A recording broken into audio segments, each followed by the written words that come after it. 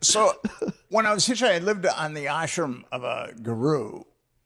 And I might have talked about that with you guys. When I got there, I was really influenced by Eastern philosophy, the Beatles, Maharishi Mahesh Yogi, all that Dharma bums, all that stuff. And I went and lived with this on the ashram of this Indian guru, and I was learning meditation and yoga.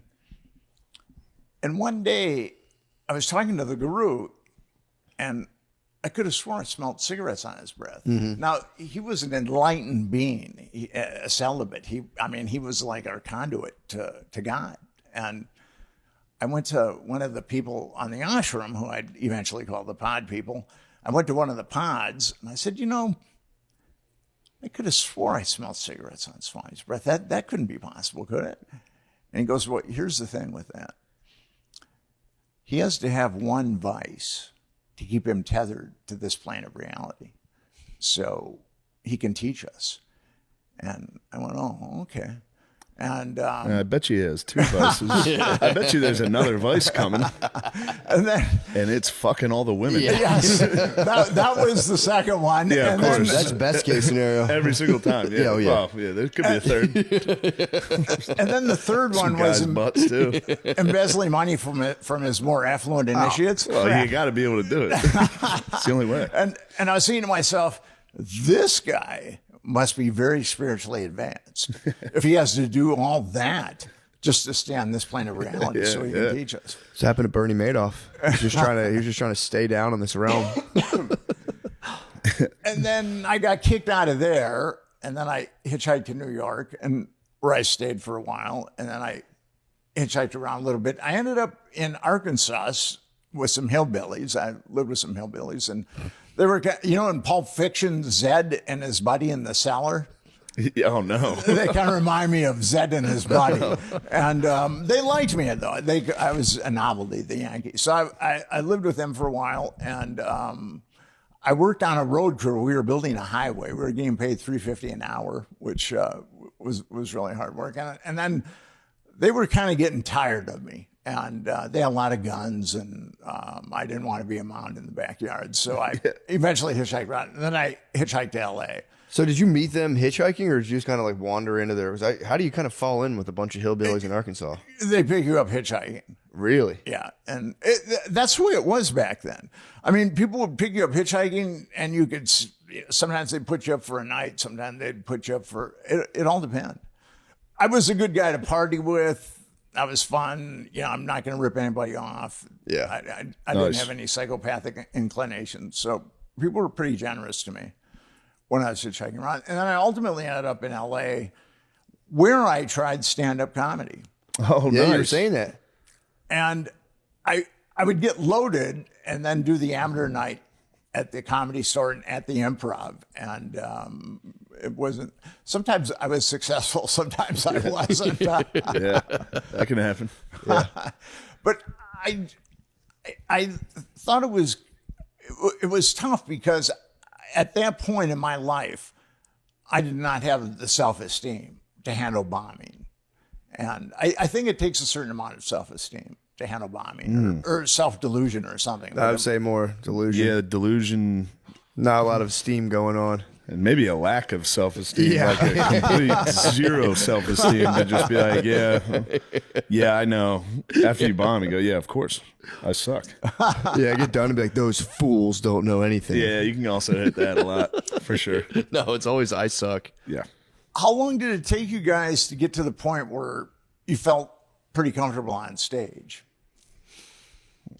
I don't know. I at least, even just like pretty comfortable is like 14 years to where you're not like completely like, this sucks. I was just in Buffalo this weekend, and I was pretty chill. I was back there like pretty confident. And I like thought back to, I think just like maybe 2 years ago, 3 max, when I did that place the first time. And I was like an absolute nervous wreck the entire week. I like remember it vividly. I had brought my wife, and I had a baby at the time. And I remember just like, didn't talk to her the whole time. I was like completely out of my head with nerves. I'd be in the green room like, this is wrong. I shouldn't be here. Like completely harsh on myself. Get that. Yeah. I get that all the time. Yeah. But this was like, maybe, I don't know. I was just on edge completely. Yeah. Yeah, this is it's not that bad anymore. But I was like, man, I was kind of happy about it. I'm like, damn, I don't know, something. I've made some progress on That's good. some weird metric inside, but yeah, Were I you remember. nervous when you did the Netflix Yeah, show? yeah, I was pretty nervous. Yeah, that was a bad feeling to see like 30 something people there to like film it, and you go, oh fuck, I'm the subject of this thing. You go, Yeah. this is a mistake. That's uncomfortable. Yeah. I can only imagine. Where'd you get that cup? My friend. Thing's awesome. Yeah, it's pretty sick. She's Jamaican too, so it kind of makes it count a little That's more. awesome. She's Jamaican? Yeah, it's my wife's friend. You guys are sharing gifts? It's my wife's friend. She gifted me this coffee mug. Real bad man. 23. Real bad man. She gave me the cup. It wasn't me. And you've got this sitcom. Is it One day. easy Maybe to one day. interact with other actors? Most of the people on the show are just our friends Okay. from Philly. Yeah, it's very easy. It's very low pressure. Because some comics can make the leap to sitcoms and other ones can't. We'll see if we can keep it going. I That'd like be the nice. show. Thank you very much. I appreciate that. As I said, it's My dad loves it too. He's always Really? like, yeah, my dad. He's like, he watches it all the time. Matt's in it. Matt's got 2 episodes. yeah. Yep. I've been What- typecasted. I'm just a cop. He's a cop. People want, dude. I've been asked to do a cop too. I'm totally typecasted. Really? Just cops for I mean, me. if you dude. get that crew cut, you're fully a fucking cop. You're fully a cop. I've only had one other person ask. You guys have become stars since I was first on the show, and I've just become old and grizzled. You know, it's I'm getting pretty grizzled You're too. dealing with some pretty heavy stuff. Yeah, true. You need to hit, Take hit it the out. road. Hit the road again. it does. I mean, that reality is so dark. To tell you the truth, I don't really know how it. When I first came across it in Omaha, and I saw how many kids had been destroyed and how it had been covered up, I just said, these fuckers are going to have to kill me to stop me. This is just too evil. Yeah. Yeah. And then Epstein came along, and I thought, because I wrote a pretty good book on the Omaha network, Yeah. but we couldn't get it. People just didn't want to believe that the government would be involved in something like that. And then Epstein came along, and then that kind of gave me a second wind. And because I spent 7 years on that first book, and I was doing podcasts where people are asking me about the Illuminati and shapeshifting reptilians and shit like that. Mm-hmm. And I'd worked so hard on this book, and nobody was buying it. And now people are buying it a lot. So because of Epstein. I mean, Epstein has given the book a resurgence. Wait, so what would you say when you'd be on those programs? They'd be asking about like shape-shifting reptilians. Would you just be I like, would say something pretty snarky, and then they would get upset with me, and then that'd kind of be the end of a congenial conversation. that would kind of piss me off if I spent 4 years researching Yeah. and writing a book. You know, like, what about interdimensional reptilian avatars? Well, I was. There were these. I guess evangelical. They had a conspiracy show. I guess it was relatively big, and I'd never heard of them, but I talked to them like about a month before I was going to go on. I said, you guys should really read the book. Yeah. Because there's a lot of apocrypha floating around on the internet about this. And then they called me up, and they were very happy, evangelical. Hey, Nick, how you doing? And and I asked them, did you read the book? And they said, no, but we've been cruising the internet, and we know a lot. And then, like, one of the first questions the dude asked me was about the Illuminati, and then there was some other crazy questions. I said, man, you obviously have not read this Yeah. book. And Wasn't there some evangelicals in Florida in the book? Or whatever. Didn't they say they were like a church group? That van of... the Finders. yeah, the Finders. Oh, yeah. Well, that was just a weird cult. Yeah. Yeah. And so the guy said, well, what politicians have been compromised? And I said, well, it's really kind of impossible to explain to you the politicians that have been compromised unless you really understand the kind of power that was deployed to cover this up. There were 2 grand juries in Nebraska and 1 grand jury in D.C. that covered this up. So I can name names, but it wouldn't have any meaning without. And then he started yelling, "Who are the politicians? Who are the politicians?" And then, because I'd been a little snarky myself, so that was the end. And they were going to call me back and thank me for the interview, and they never did, man. I'm still waiting for that call. I think I hurt their feelings. Yeah, what was the name of that? Wasn't it called like the Boys something? Or that was Boys the thing Town connected to the Franklin scandal and all that stuff? Yeah, the pimps were getting kids from the Boys Town, which is probably the most iconic, famous orphanage in the world. I was just talking to one of those kids earlier today. This kid, man, he's been through hell. His mother was a schizophrenic, and he was put in multiple foster care homes, and where he was molested. And then he went to Boys Town when he was 12. And he was picked to be one of the kids that was flown around. Jesus. And this is actually in the book.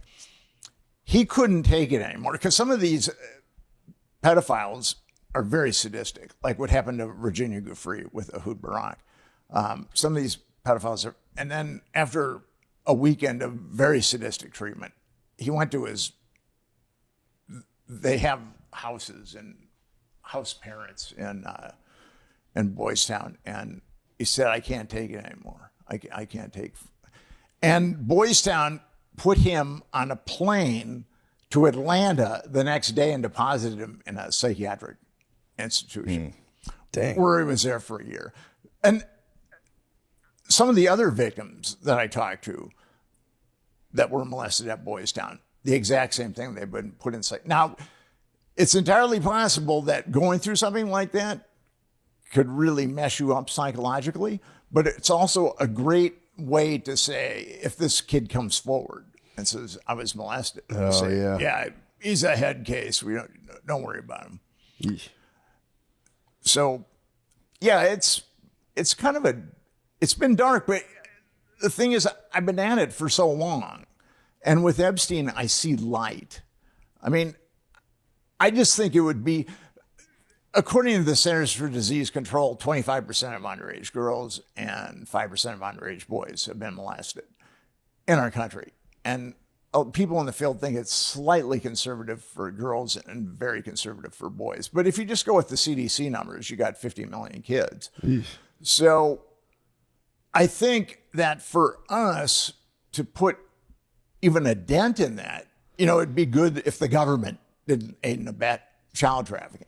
Yeah. So I think that that's the first step in kind of cleaning up our society. We'll never get rid of it, but we can definitely take a first step by making sure that the government doesn't facilitate it anymore. That is a fucked up statistic, man.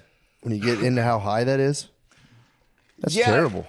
I mean, if you could take one thing out of society, if you could take child molestation out of society, the prisons wouldn't be filled. The psychiatric hospitals wouldn't be filled. A lot of people in those types of institutions have been molested as kids. Jesus Christ. And I'm really fortunate. There was emotional, verbal, and physical abuse, but I was never sexually abused. When I started hitchhiking around as a kid, though, I started hitchhiking not interstate, but just around Minneapolis when I was like 15 years old. And I'd get picked up by guys that would hit on me occasionally. And, I'd just say, stop the car. Pull over. I got to pee. Just sprint. Damn.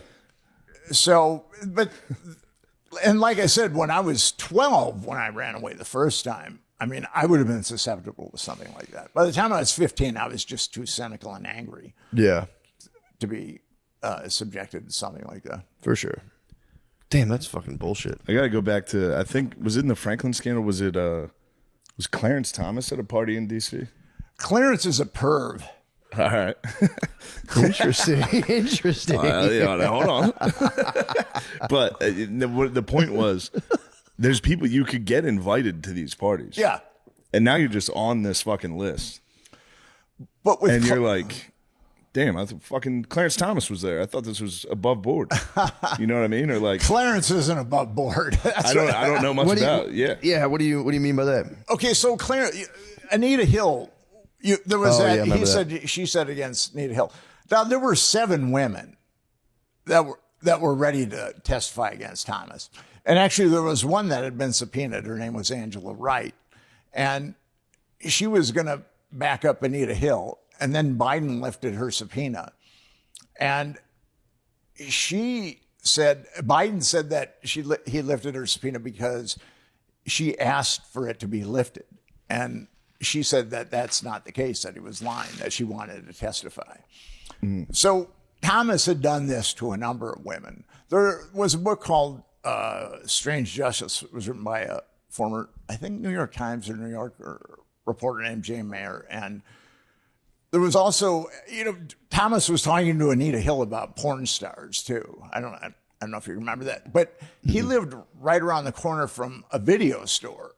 And that's where he spent most of his time, is in the adult section. So What? How do you know that? because Jane Mayer, Someone Hold bumped on a into him. second. You bumped into him. Hold on a second. That could happen to anybody. At least it was the fucking adult section. True. but you're not a Supreme Court justice. So.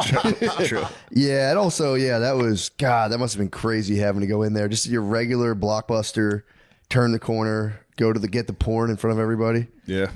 I remember poking my head behind the curtains as a boy and being like, one day it'll all I'm be gonna mine. get in there. No idea it'd be all on my phone. I was like, just let me in there, please. He was head of the Equal Opportunity Commission at that point. So he was pretty much incognito. But Gotcha. Thomas, Wait, so how'd you know he was always in the section, though? what's that? How'd you know he was? Because she interviewed someone who owned that store. Oh, And said that damn. he was always, Yeah. that's where his first stop was. Probably his only stop, I think. That stinks, dude. And that dude makes decisions that affect every American. Yeah. And his wife is crazy too. I mean, his wife He's is, probably driving her nuts.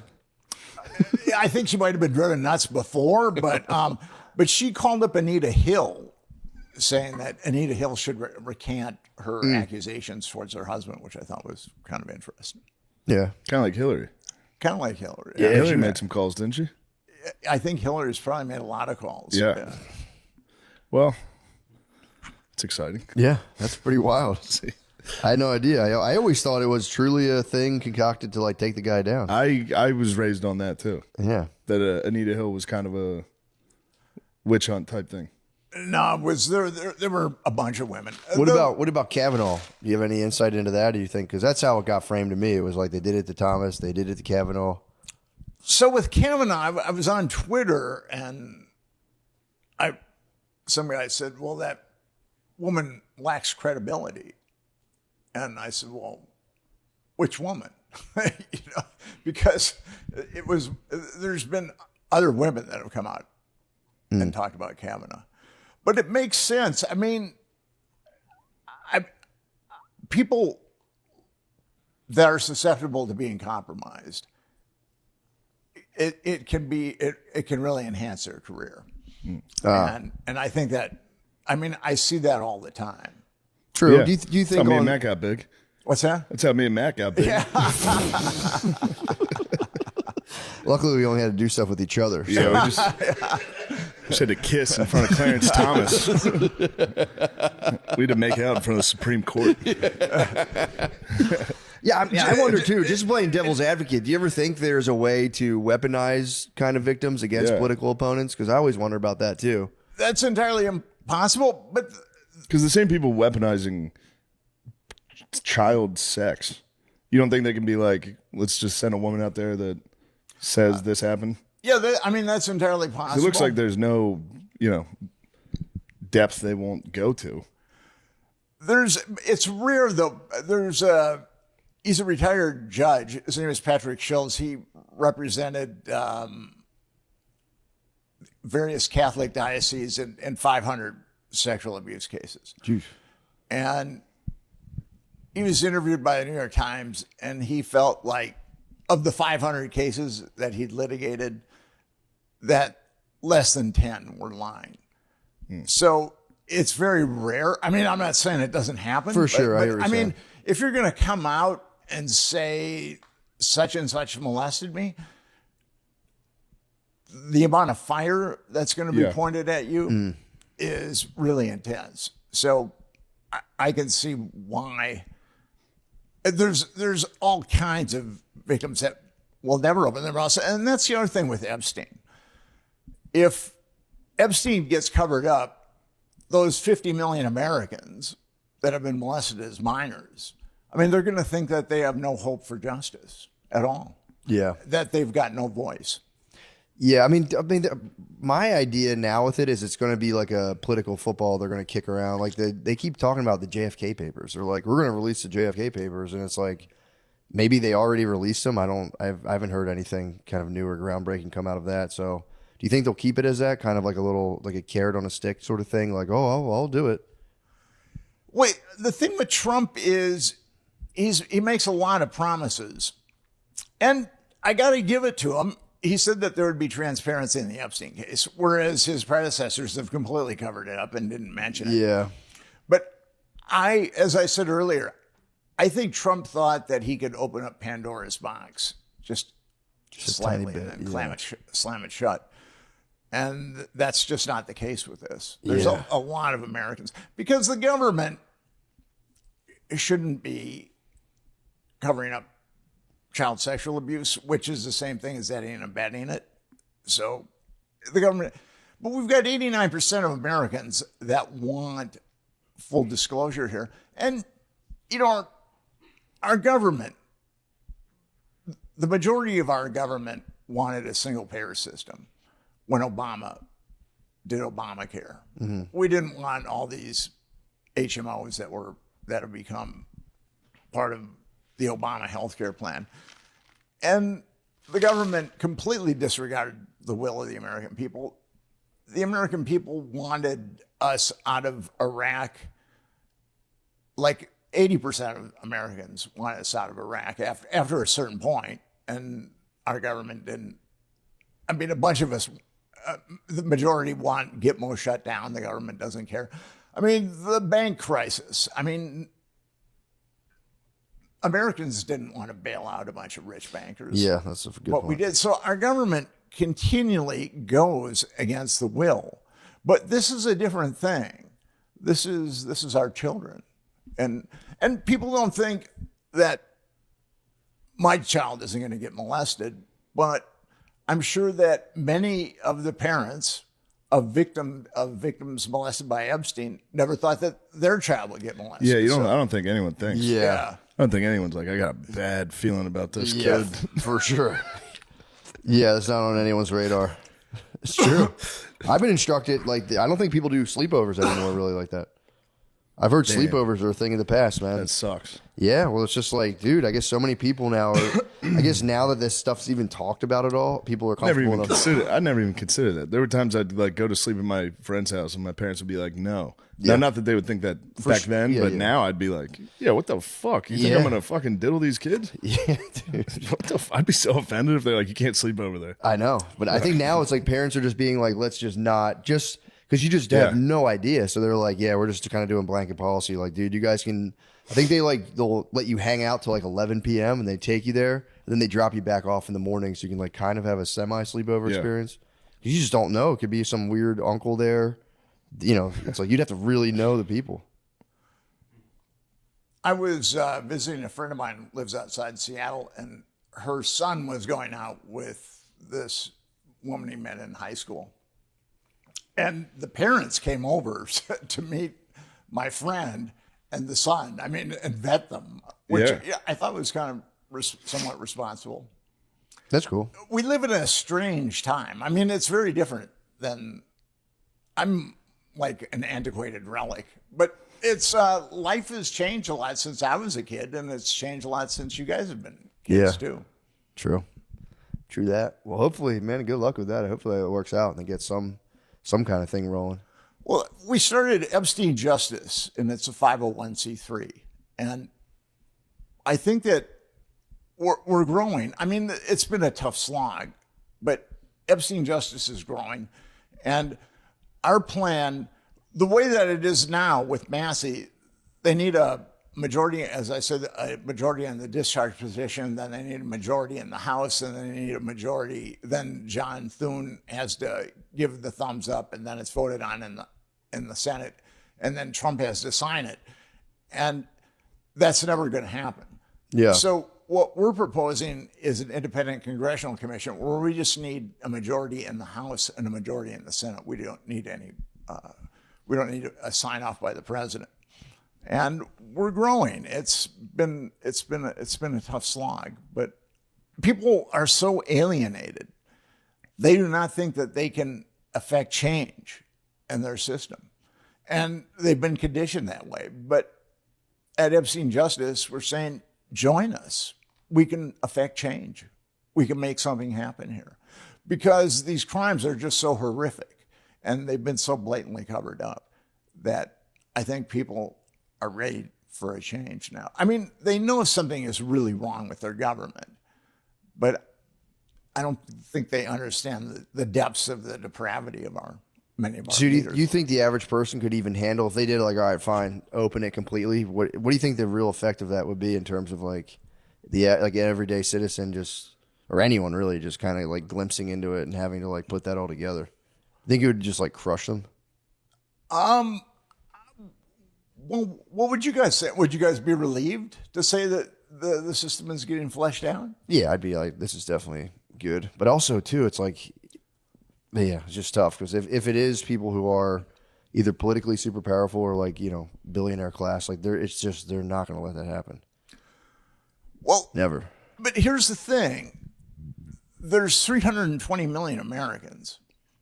And how many of if like labor's rights, that was a slog. Yeah.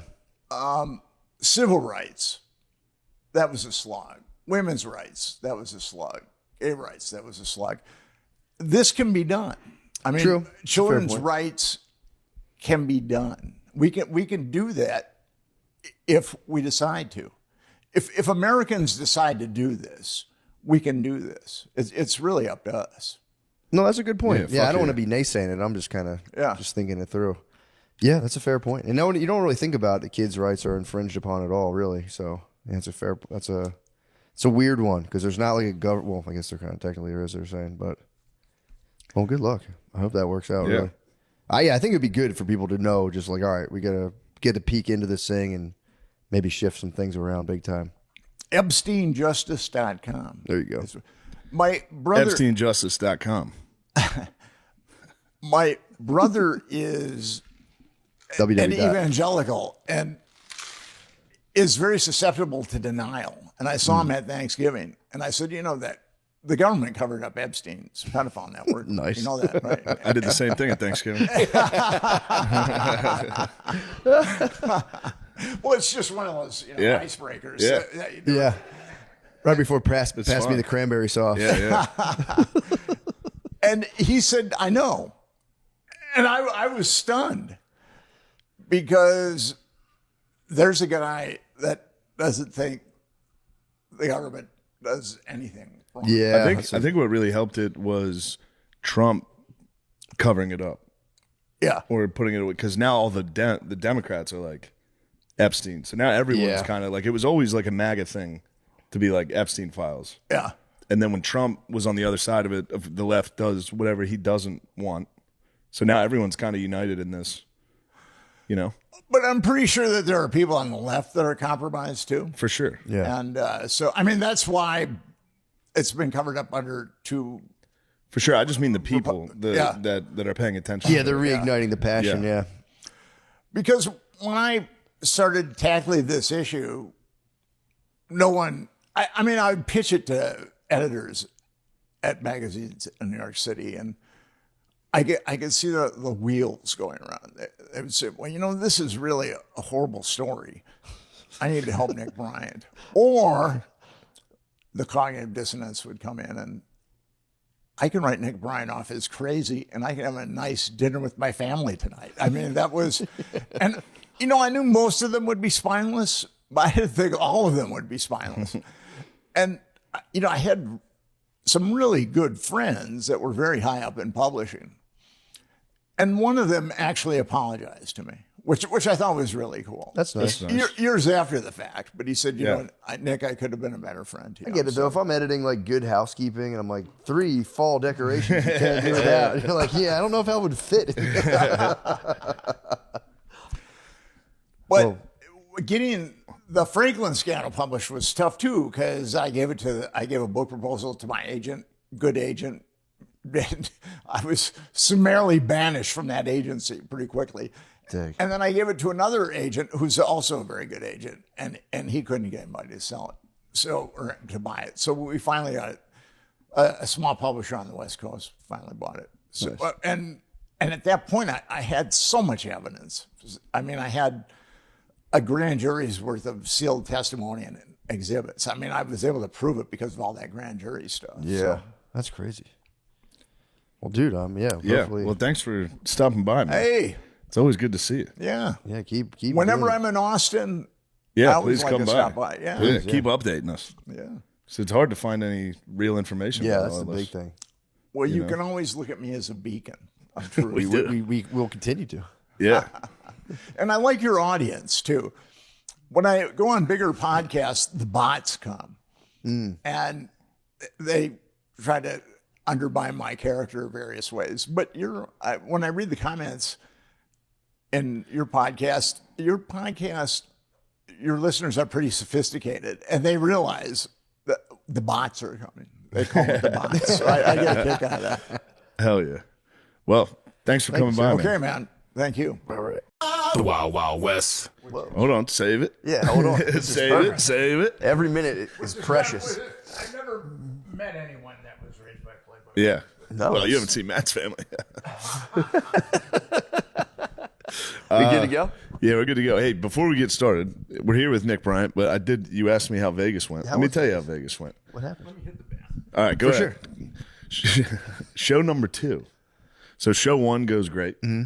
Show number 2, for some reason, 50 seats in the front. 50 seats in the front are just completely empty. Oh no! Did And 50 Cent do it to?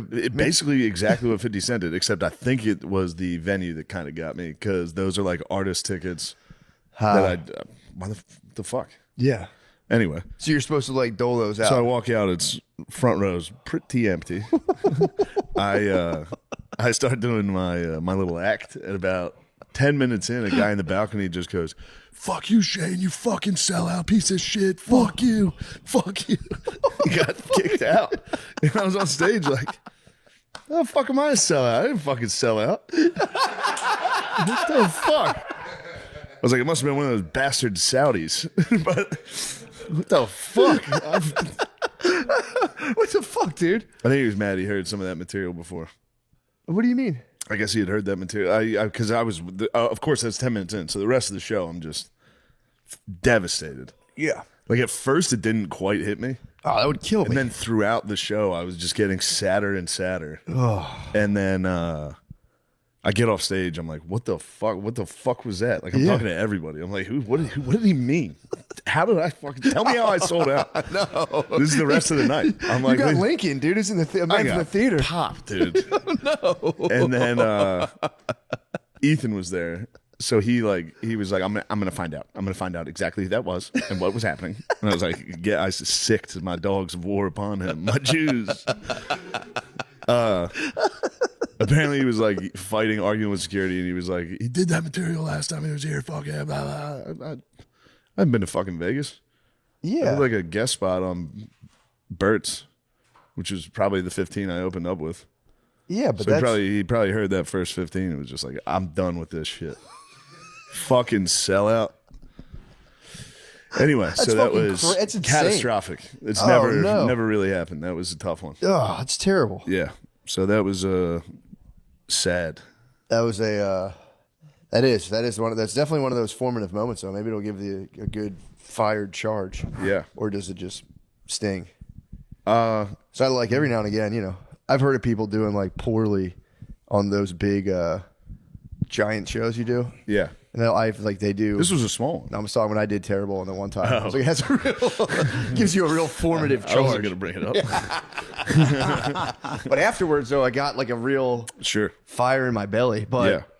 if there was like even like one empty table in the front, I get freaked out. I'm like, why? What is that about? I was so mad. I was like, why would it's been sold out for a while? Why would you leave like 3 rows yeah, that's in the crazy. front? And that's all you can see.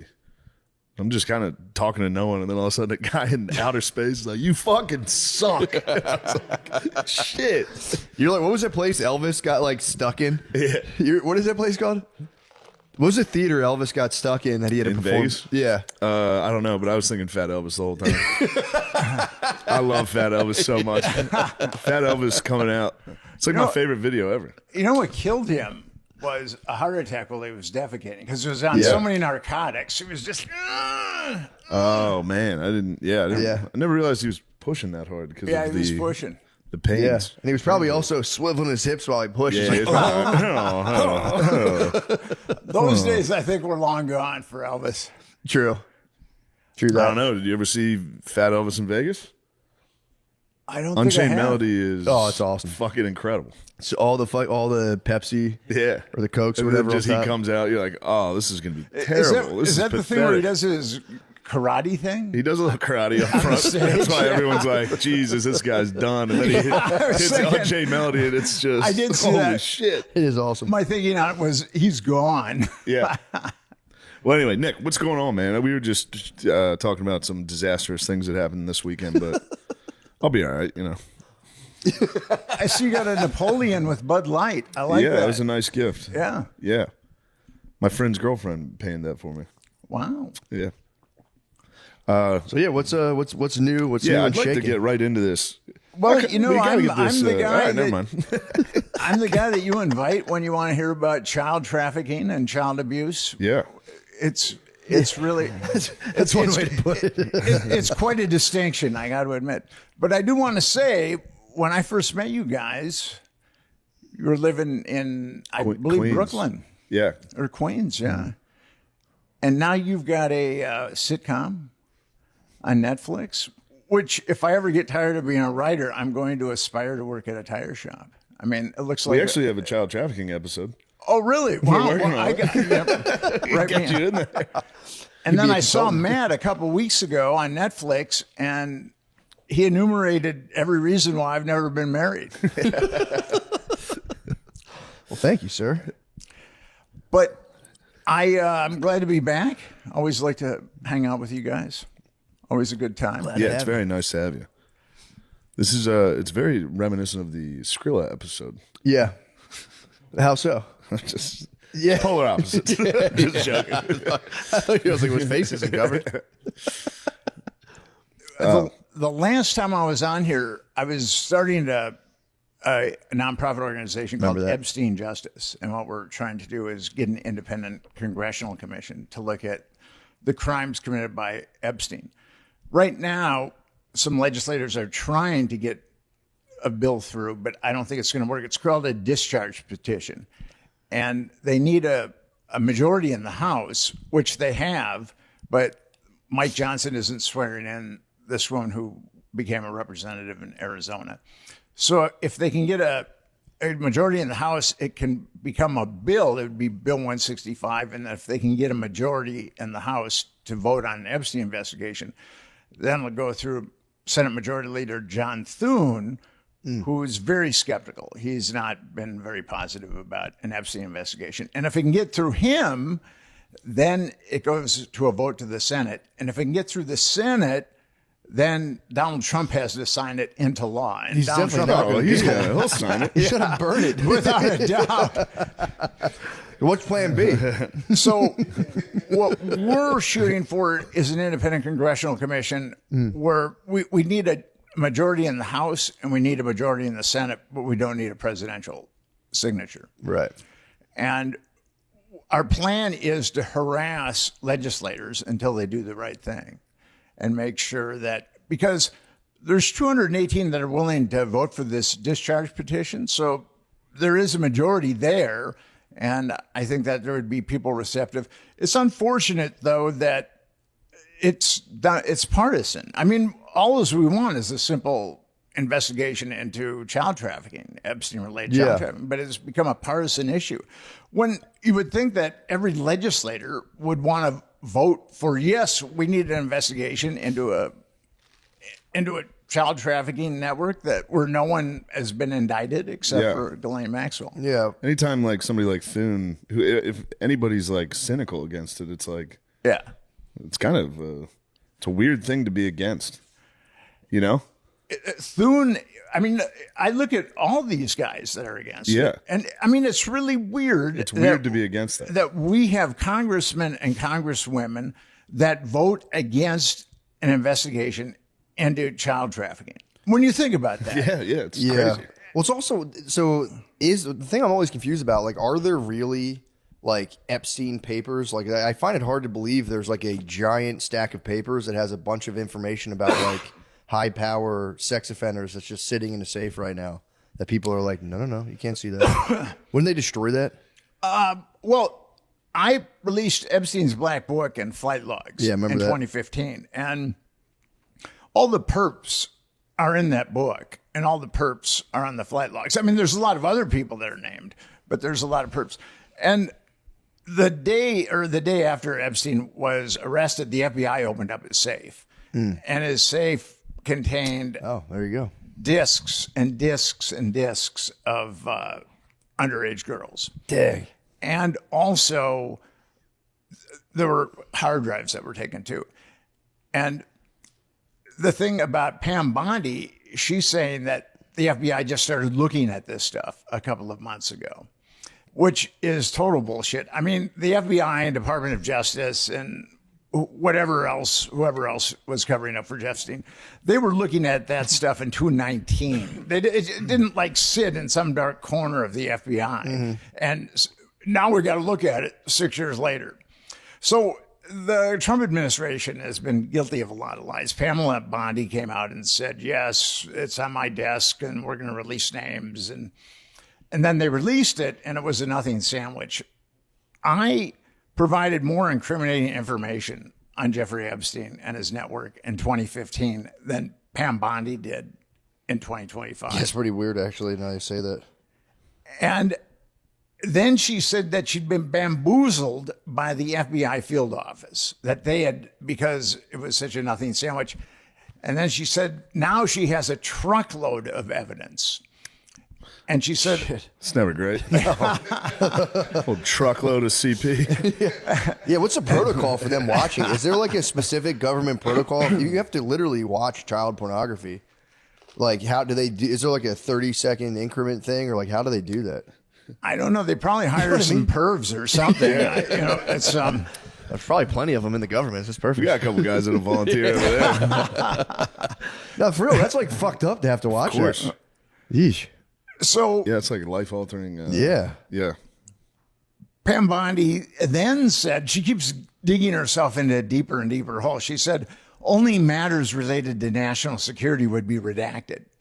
So now she has to tell us what a bunch of child molesters have to do with national security.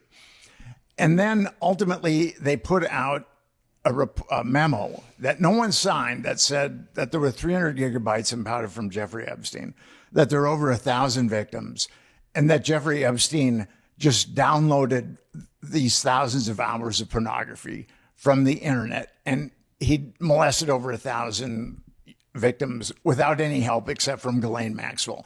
I mean, total bullshit. And Bondi had said earlier that there were videos of Epstein molesting underage girls. So the lies have just kept mounting and mounting and mounting. And I think that that's why this case is being kept alive. One of the reasons why is people want to know the truth. Yeah. Yeah, well, it's also just disappointing because that's like the one thing, it's like with the shutdown and everything, it's like they're bickering over this and that, but definitely having sex with children, you'd think they'd kind of pop the mask off and be like, all right, we'll get to the bottom of this one. If they're punting that around, it's like, man, these guys really will lie about anything. Sad. Yeah. It really shows how degenerate our government is. And then Mike Johnson, who's the House Majority Speaker, he said that and this is really bizarre. He adjourned the House early, so it couldn't vote on Massey's discharge bill, which would have had the representatives vote on whether or not there should be an Epstein investigation. And then we found out that he had an app on his phone called Covenant Eye. Yeah. And his son also has Covenant Eye, so they can monitor each other's consumption of pornography. Yeah. That's our Speaker of the House. And at least you know he wasn't there, probably. That's fair. Or maybe that's where he was. Changes that could cut both ways. Yeah, true. Get back from the trip, be like, look, son, we're going to start cracking down on this whole thing here. It's time to make some changes. And then God, he told an unbelievable lie that Donald Trump was an informant working He's man on for the the inside. FBI, spying on Epstein. And that was such an egregious lie that he had to walk it back. So hold on, he claimed Donald Trump was there as like a secret high-level informant. Yeah, as an informant. 00 Trump was down there he's down on there. the massage table. yeah. And now he's not opening up the House, so that discharge petition cannot be voted on. I mean, but even if that discharge petition makes it through the House and makes it through John Thune and makes it through the Senate, it's never going to make it through Trump. Yeah. I mean, but we have a president, and I don't have Trump derangement syndrome, but we do have a president that's committed to not making sure that there's an investigation into a bunch of child molesters. Would you say there's a chance that Trump is trying to hide that investigation because he knows the people that would release it would use him as, like, they would maybe insert him more than he was into it? You know what I mean? Yeah. Like, they might weaponize it against him if you let the Democrats lead the investigation. Now that's just, I'm just playing. No, that's entirely possible. Yeah. I think what Trump is hiding, Trump might be involved. I mean, with Epstein, people pretty much knew what he. John McCain's widow was being interviewed about Epstein, and she said that everybody knew what Epstein was about. Yeah. So Yeah. it's not like a secret that what Epstein was about. Yeah. And Trump hung out with him for a long Didn't- time. Now, the thing I've always been told is he stopped hanging out with him after Yeah. the first time Epstein got caught in Florida. No, it was before. Okay, so there's two stories about that. Yeah. There's that Epstein did something very inappropriate to an underage girl at Mar-a-Lago. Mm-hmm. And then the other story is that they had a bidding war on a mansion in Florida, and Yeah. that for some reason that ended their friendship. We really don't know. Oh, really? Yeah. It's like a damn pedophile outbidded me, son of a bitch. Yeah. Yeah, because didn't Bill Gates still hang out with him after he got busted for, because he got like busted on record for pedophilia. Yeah, in Florida. Then In 2007. Yeah. Okay, so the cover story is that Bill Gates was hanging out with Jeffrey Epstein in 2011. But there's an article by the Evening Standard, a UK paper, that talks about them doing business in the 1990s. Okay. So we have no idea of how long Bill Gates has been hanging out with Jeffrey Epstein. Gotcha. I would say the big thing for me is who's hanging out with him after he got busted in 2007. Was that the first time Epstein got busted for Yeah. underage stuff? Yeah. That would be, to me, a pretty important marker as to who's still hanging out with him after that. Well, John Burns, the head of the CIA, hung out with Jeffrey Epstein. Another undercover agent, son of a bitch. Who's not a spy? In I this? think Bill Gates' wife came out and said he was chilling this- with Epstein after he got indicted. Was this all just to capture Chris Tucker? Was this all just to bring down Tucker? Let's take down Hawkins, man. They had That to take damn down Chris Hawkins. Tucker. Yeah. They got Spacey, Tuckman, and fucking Hawking. This is all No, for no, that? it was Spacey and Tucker and Clinton on Epstein's plane. Yeah. Now you know that something very aberrant went down there with those. Aberrant's a good word. Allegedly. Yeah, dude, I don't know. Allegedly. Yeah, true. This whole podcast, allegedly. Exactly. We're merely speculating. But yeah, I mean, so do you worry the kind of like appetite for justice will fizzle out under all kind of the current just people just, I guess obfuscating Zord, just being like, whatever, who cares? Let's move on. We got bigger fish to fry. I don't think so. I mean, this thing has been covered. The Bush too covered it up. I mean, he was the guy that got the ball rolling on the cover up, and Could you in explain 2007. Oh yeah. So and then Biden covered it up, Yeah. and Obama covered it up, and Trump covered it up. So it's been the covered hell up happened? by 4 different presidents. Jesus Christ. Must have And been the sickest part. It's Project X, dude. Fucking they did it. Dude. Hawkins had the ski goggles I'm on. a pursuit of- Yeah, like that makes it seem so horrible. It's the party of the century. Fucking, they can't tell their parents. I mean, that's so damning. If every single 4 presidents. yeah, Where Trump got himself into trouble is he said he'd be transparent about it. yeah, Yeah. I know. And Epstein is a Pandora's box. Once you open that, once Pandora's box is opened, the curse comes out. Yeah. And Trump thought that, I believe that Trump thought he could open it ever so slightly and slam it shut. But as soon as he opened it, the curse came out. Yeah. And he is hemorrhaging MAGA because of this issue. There's a lot of MAGA people that have just, the Trump administration and Mike Johnson have just been filled with so much bullshit that they've completely embarked on a different path than Donald Trump. I mean, they've jumped ship.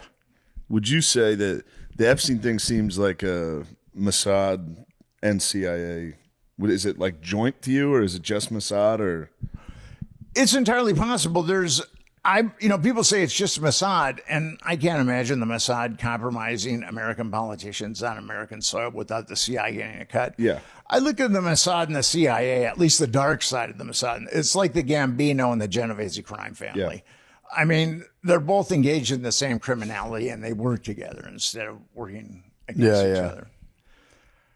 And Virginia Giuffre, her memoir came out a couple of days ago, and she talked about a prime minister that beat her up, and that was really vicious with her. And I knew Virginia. I got to know her pretty fucking well. Angela Merkel? Virginia told me that it was a Hood Barak. Fucking Merkel. Sorry, Merkel got in there. That's terrible. Laid the lumber.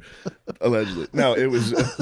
It was a Hood Barak, the prime okay. minister. Whoa, okay. I was going to say, why didn't she name him? She just said prime minister in her book, but she told me That's that, Turkey, right? Shit. that it was a Hood Barak. Is that Turkey? No, he was the prime minister of Israel. Oh, jeez. And he was also head of Israeli intelligence at one point, too. Yikes. So that's how high this goes. It goes to the former prime minister of Israel, and it goes very, very high in American politics, too. Jesus Christ. Yeah, we're not going to get that. Yeah. They're not going to tell us that. They're going to need like a Snowden type figure. Well, and I think that's why Americans really want to know how corrupt their political system is. And I've been writing about political blackmail for 22, 23 years. And I think that our political system is rife with blackmail. Even if Trump isn't involved with Epstein, he's protecting a system that's heavily compromised. I mean, that's what I believe. Yeah, I mean, that as far as I can, I mean, I don't really know much about the government, but yeah, if they can't release that, if they do have damning evidence that they can't release, it's kind of proof. I mean, their whole thing is kind of like, dude, there's nothing there. People are hyping this all up. It's not what they said it was, but I don't know.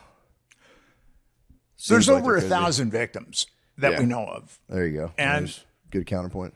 We know, we know that, and then we know the procurers. We know who a bunch of the procurers are. What? I mean, the New York Times has written an article on 6 procurers, and Politico has written an article on 5 procurers.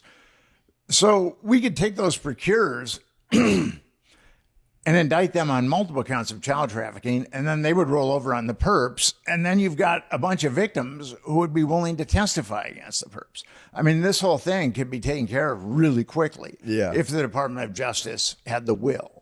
If Pamela Bondi and Kash Patel weren't lying their asses off, this could be taken care of. Yeah, that was the one thing that kind of sunk them when they were asked directly, like, were you told to warn Trump if anything came up, kind of like indicting him or alleging that he was involved, and they would be like, why are you even asking me this? which is kind of Yeah. like, dude, it's a yes or no, man. Just say yes. But yeah. But that's also the thing where it's like I'm not defending Trump again, but it's like there's an idea where he could be like the intelligence communities have been trying to get him. Yes. Some parts of the intelligence community have been trying to get him for a while. For sure. It's like who knows under the last. Yeah. If they like slid some fucking names in there of like, well, Trump did this also. You just add it to the fucking file. Yeah. And then when he's like, I'm going to release it, and he opens it, and it's like, oh shit, they said Yeah, I did a bunch they got of shit. me. The letter. I don't know. What do you think about the letter? No, true. That But letter. he was obviously, he was boys with him. Who knows? Yeah, exactly. But say the letter's not real. That would have scared me. If I was the president and they came up with a thing, be like, "Yo, this guy wrote this," I'd be like, "Fuck." Now, this. you guys think a letter is real? I don't know. I honestly don't know. I have a hard time believing Okay. that Rupert Murdoch would have published it without vetting it. And if you look at the birthday book and the other entries, it's consistent with what's in the birthday book. Yeah. So, So you believe the letter's real? yeah, Yeah. I do. Can he draw like that? That was like kind of fucking impressive, honestly. Taken out of the context. I mean, he probably had a kid do it. I was impressed with the handwriting. I don't have very legible handwriting. No, So but even shaping it like the. yeah. Also, the wordplay again, just taken out of context, was I thought fairly strong. Judging it as a piece of prose, I was like, damn, I didn't know Trump had had that in him. Blood of the poets coursing through him. So I've been in this reality for a long time. I've been investigating Epstein since 2012. What do you guys think? I mean, what's your surmise on all this? Part of me if I'm being honest, it's like there is something awesome about being like, yeah, all the guys on top are sick perverts and I get to take them down. So there's part of me that like not wants it to be true, but I get like excited for that to come out. So I try not to get too like, yeah, it's definitely the case. But the more and more people who really research it tend to be like, yeah, it was definitely a giant conspiracy that's being covered up. So I kind of believe that. I think it's yeah, I think there's a strong possibility it's a horrible, terrible conspiracy that's getting covered up by super powerful people. Yeah. So 89% of the American people want the Epstein files to be released. And the government. Shout out to those 11%. Yeah, I was thinking there's probably 11% are probably pedophiles. That's crazy. I think they actually they polled.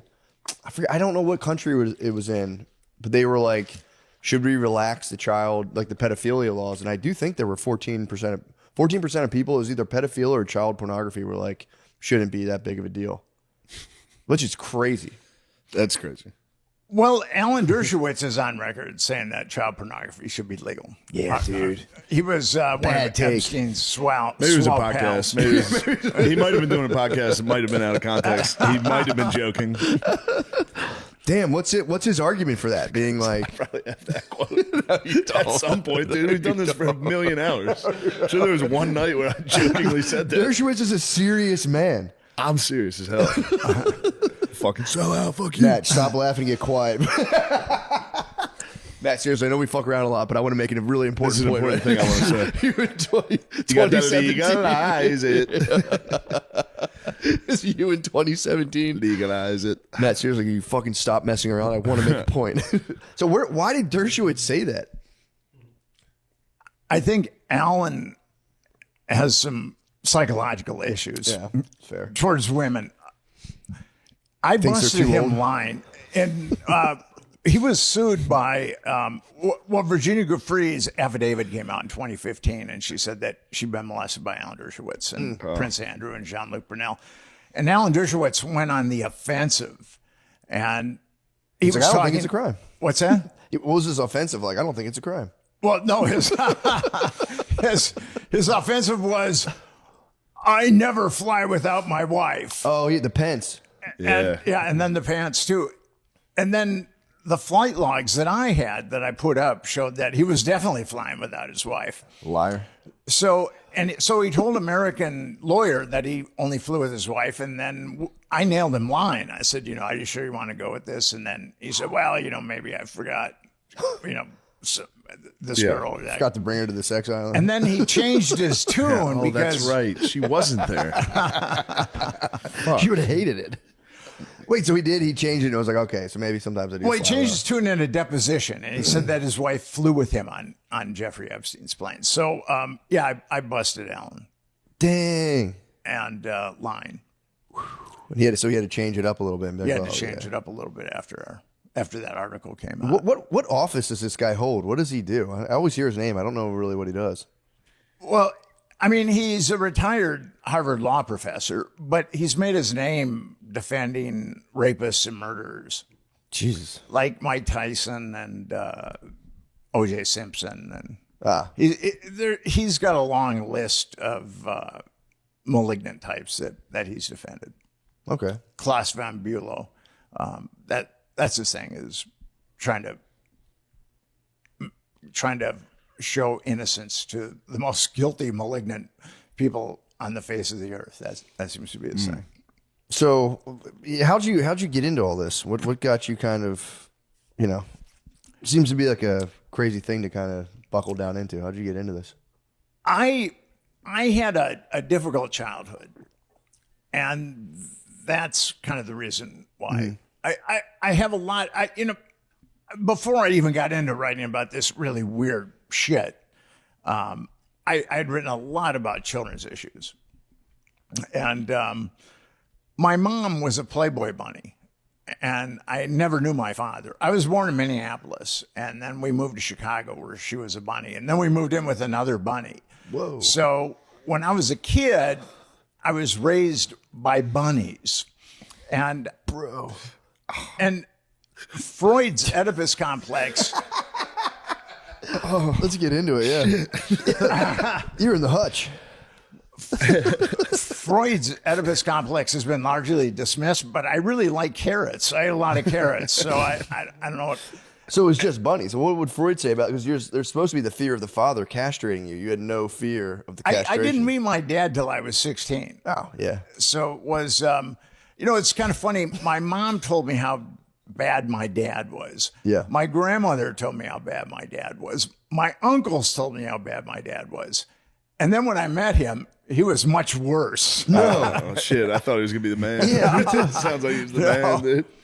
So probably jealous you're hanging out with bunnies. You're really fucking pumped. well, it was a good gig as a kid to hang out with bunnies. I mean, there wasn't anybody to play with. For sure. But the bunnies were always really nice to me. That's nice. And my mom went to L.A. My mom and I went to L.A. She split Chicago. We went to L.A. And but we lived with two women, and one of them married a mafioso, and one of them became a prostitute, and a high-class prostitute. And my mom ultimately married an attorney. So he was an asshole, but she got the best bet of the best deal. So just to bring it back, so why was your dad's what was your impression of your dad when you finally met him at 16? Like, what did he do that you were like, damn, this guy is a fucking asshole?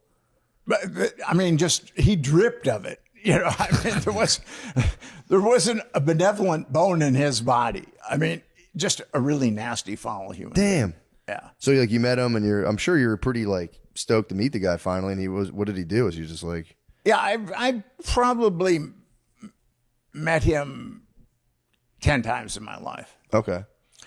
I've got a rare neurological disorder that I've had 2 major neurosurgeries for. It's called dystonia, and it disfigures people. Mm-hmm. And there's only 2 neurosurgeons in the country that perform the kind of surgery that I need. One's in Jacksonville, Florida. One's at the Mayo Clinic in Rochester. And my last neurosurgery was about 10 years ago. And I called up my dad. I hadn't talked to him in a while. And I said, I'm going to have neurosurgery, and I'm going to have to get cleared before I go back to New York. So I'm going to need a place to stay. And he said, you got yourself into this. You get yourself out of it. What an asshole. So you're absolutely right. The guy's a fucking asshole. Class A jerk. His son's about to have major neurosurgery. Hey, you did this to yourself, asshole. You got to get yourself out of this. Oh, man. So that is my dad in a nutshell. Yeah. What a hard ass. He died last year. I hadn't seen him in 20 years. I mean, we talked on the phone occasionally, but I went and saw him before he died. And What did he die from? If you don't mind me asking. Neurosurgery. Yeah. I think it was his heart that ultimately. But you know, the guy, I got to admit, as far as alcoholics go, the way that he drank, all his brothers died in their early 60s, but he made it to his mid 80s. Kept it rolling. Yeah. I mean, impressive. Yeah, the hate fueled him. The hate will fuel you. So my mom Damn, he and probably doesn't even remember that phone call for the. He was probably hammered. Like, you know what? You got yourself into this. Fucking get out of it. He was probably always like, "What the fuck is my son's problem? Why this guy's so mad at me?" That's a fair point. Well, actually, he did get mad at me, and he told his wife that, you know, if I called, he didn't want to talk to me anymore. Okay. So Well, you just can't beat unconditional paternal love like that. Yeah, yeah. True. So my mom ultimately married this corporate lawyer, and he was a very violent guy. All the women on my mom's side of the family marry violent assholes or drunk assholes. And he was pretty violent towards me, and my mom was cool with it. And after one kind of particularly nasty beating I took in the living room, I ran away. I was 12. Damn. And I'm really glad that I didn't get that far when I was 12 years old, because a lot of bad things can happen to 12-year-olds. Yeah. And then I was sent to, it was a military school. It was, I was in 8th grade. I was 13, so it wasn't quite, it was St. James Shattuck. Shattuck was the military part. St. James was when you got into 9th grade, you went into Shattuck. But it was the same kind of hazing. It was brutal. It was really violent. The first 2 books that we read were the Bible and Lord of the Flies. I mean, that was how that place indoctrinated. And it was really violent. I was a good student. I was a good athlete. And my mother and stepfather said that I didn't have to go back if I did well. So I did well. And they said, well, you know, since you've done so well, you know, we're going to send you back. And I said, I'm not going back there. And they said, well, you know, you got to go back. And I said, no, I'm not going back. And they said, well, we'll put you in foster care. And by this time I hadn't done anything, you know. Jesus, man. And then I ultimately ended up going to public school. But at that point, So they didn't put you in foster care. You called their bluff on the. Yeah. And then at that point, I started smoking weed. Sick. And I went from like a straight A student to failing classes. I mean, it was. Yeah, and damn, the weed was like 2% THC back then. No, weed's a perfect gateway into Epstein. Smoke a little weed, you go, these motherfuckers are pedophiles. I'm going to get to the bottom of this. Damn, so you started toking. And then I tuned in, turned on, and dropped out basically. And Just off the weed, or were you taking anything else? I was doing other stuff too. And then I got kicked out of a high school.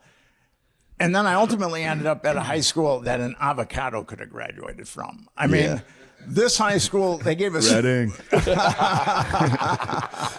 Reading, PA. We got a couple avocado grads. We got some avocado grads. Some Haas avocados. So then you say you got through. They pushed you through. Well, so at this high school, they gave us pinball machines, foosball tables, pool tables, and smoking lounges. That's awesome. To keep us there. They really, I mean, and I knew that some of my friends were dropping out, and I was a major knucklehead at that point, still kind of a knucklehead, but I realized I would never have an easier ride for the rest of my life than this high school. So I graduated from the high school, and then I started hitchhiking around the country. Jesus. And that was really a good time. What year was this? I started hitchhiking around about 79. Whoa. And the 60s as like a cultural movement went from like 1959 through like the 70s. And when I was there's a book by Jack Kerouac called The Dharma Bums. And It's going to be The Road, but whatever. The Road, I know. Wait, what's it called again? Dharma Bums. Dharma and on Bums. the road too. They're both about, Yeah. you know, hitchhiking around. Didn't one of his friends try to levitate the Pentagon? I think it was Yeah, that Allen was- I think Ginsberg. that- Sounds awesome. Him and his friend try to levitate. They try to meditate until the Pentagon started levitating off the ground. It was like a big thing during Vietnam. Literally the dumbest dudes of all time. I wonder if the Pentagon took him seriously at all, though. I think they probably did. Pentagon was probably like, they're outside. They're trying to levitate us right now. That did, Hold on to something. We're going to get levitated. it might have been Ginsburg. Was Ginsburg, part of I think it was Ginsburg. You're Two right. It was dumbest Ginsburg. fucks alive are outside. It's our worst nightmare. Because there's people in Vietnam, they would get reports and be like, I don't know, like, what's going on back home? Like, I don't know, some fucking weird poet's trying to levitate the Pentagon. I'm like, motherfuckers, jerks. Yeah. We're going to send two guys out there to beat the fuck out of him. You went to West Point, right? Very, very briefly, yeah. A couple weeks. Why did you? Why was it such a short tenure? I knew I wasn't going to make it before I got there. The last like 2 months leading up to it, I was like, I made a huge mistake. And then as soon as I got there, I knew I made a huge mistake. Yeah, that was it. Did it change your perspective on life? Is that what made you decide to become? I mean, it was a giant, humiliating failure, so that probably helped. Set you up for comedy. I was young. I was like 17, and I experienced like a town-wide humiliation. Oh, really? Yeah, my whole town was excited about it. Oh, wow. And 3 weeks later, I was on my parents' couch. They were like, "You fucking loser." Yeah, I never thought about it like that. yeah, it was a very. I thought you could just get out and be like, wasn't for me. But yeah, it's, Yeah, I mean, you think that. yeah, No one's gonna care. No one's gonna make fun of me for the rest of my life. true. Especially Yep. Central PA. Yeah. Central PA, they were fucking pumped I was going. Yeah. Yeah. That book I'm reading right now, Vietnam per Casey, or per Casey, whatever it's called. They talk about how he's just like he's in high school. Him and his friend are like playing, soldiers at like 13. Yeah. 17 comes around. He's like, bro, send me to the Marines. And I really think, because back then they didn't have the internet. So like, they're like, I'm going to join the Marines. And I think they thought people would be like, welcome, hero. Here's your quest. Yeah. And you're just screamed at on a bus from day one. Like, get the fuck, I'll fuck your mom, you little bitch. And then you're just like, they got there and they're like, this isn't at all what we thought was going to happen. Well, yeah, that happens. Yeah, that then- does happen. then And you're West in- Point, the same. Now, the boot camp's not like that serious. Yeah. But it is different, especially when you're recruited for football. Yeah. Every time I would go visit there, I'd be like, this place is awesome. Oh, they everyone's having a fucking blast, tricked you. dude. This is all great. And you get there and they're like, Bitch. yeah. And I wasn't as smart as everyone else there. And there was a lot. I did not belong. So. Because after my year of regimentation at Shattuck St. James, I mean, that was it. I was done. And I hadn't really been turned on to church or God or anything like that. And they were really heavy on God and violence. And I just kind of discarded everything when I mean, once I started getting high, Yeah. I had a lot of anxiety with my stepfather. And then I had a lot of anxiety with that school because it was very violent. And once I started getting high, that anxiety just kind of melted away from me. Tight. And that kind of was my trajectory. But being on the road at that point was a really good time because you'd meet other Dharma bums, and we were all young and idealistic and looking for ourselves, looking for the world, looking for America, and it was really a good time. Then how'd that bleed into the 80s, though? Because then the 80s, didn't that become a whole different whole thing? The 80s was different. I got off the road when I was, I think about 82. Okay. I noticed one thing about my fellow Dharma bums. Dharma is the Pali word for truth, and bum is the American word for bum. And my fellow Dharma bums, as they got older, the Dharma was receding, which which only leaves bum. So I think that's how most bums, it's pretty typical. And then cocaine came around. Yeah. I did some of that. Yeah. That probably changed the whole vibe. You guys became venture capitalists. But I ended up at the University of Minnesota. They had a program where if you hadn't been to school in 4 years, you could take classes, and if you did well, you'd matriculate. And so that's what happened is took classes. So I got very lucky that they had that. Sure, Yeah, Golden yeah. Gopher. Golden Gophers, yeah. Hell yeah. And I mean, that Golden Gopher. football team has sucked since 1960. Yeah. But I, No, they got a guy right now. The coach is doing all right. Fleck. You gotta look Yeah, him up. yeah. Oh, you know about Fleck? yeah, I know about Fleck. Yeah. He could row the boats, dude. They could be all right. He's highly entertaining. He kind of reminds me of the Music Man, that musical, Yeah. where he thinks that he's making people think that he's actually got a good football team. He's doing all right. But Ohio State beat the U of M like 41-3 or something. That'll happen. Either. They'll do that to everybody. But they beat Nebraska. They did beat Gophers Nebraska. Beat Nebraska. That was nice. But Nebraska's been pretty bad since Tom Osborne split. So Damn, dude. I didn't know you knew Ball.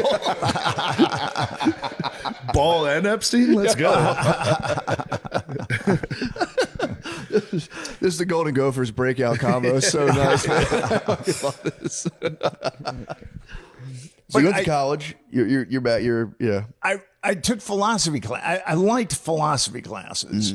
Had it been not for philosophy class, I don't think I would have been able to make it through college. But I majored in philosophy.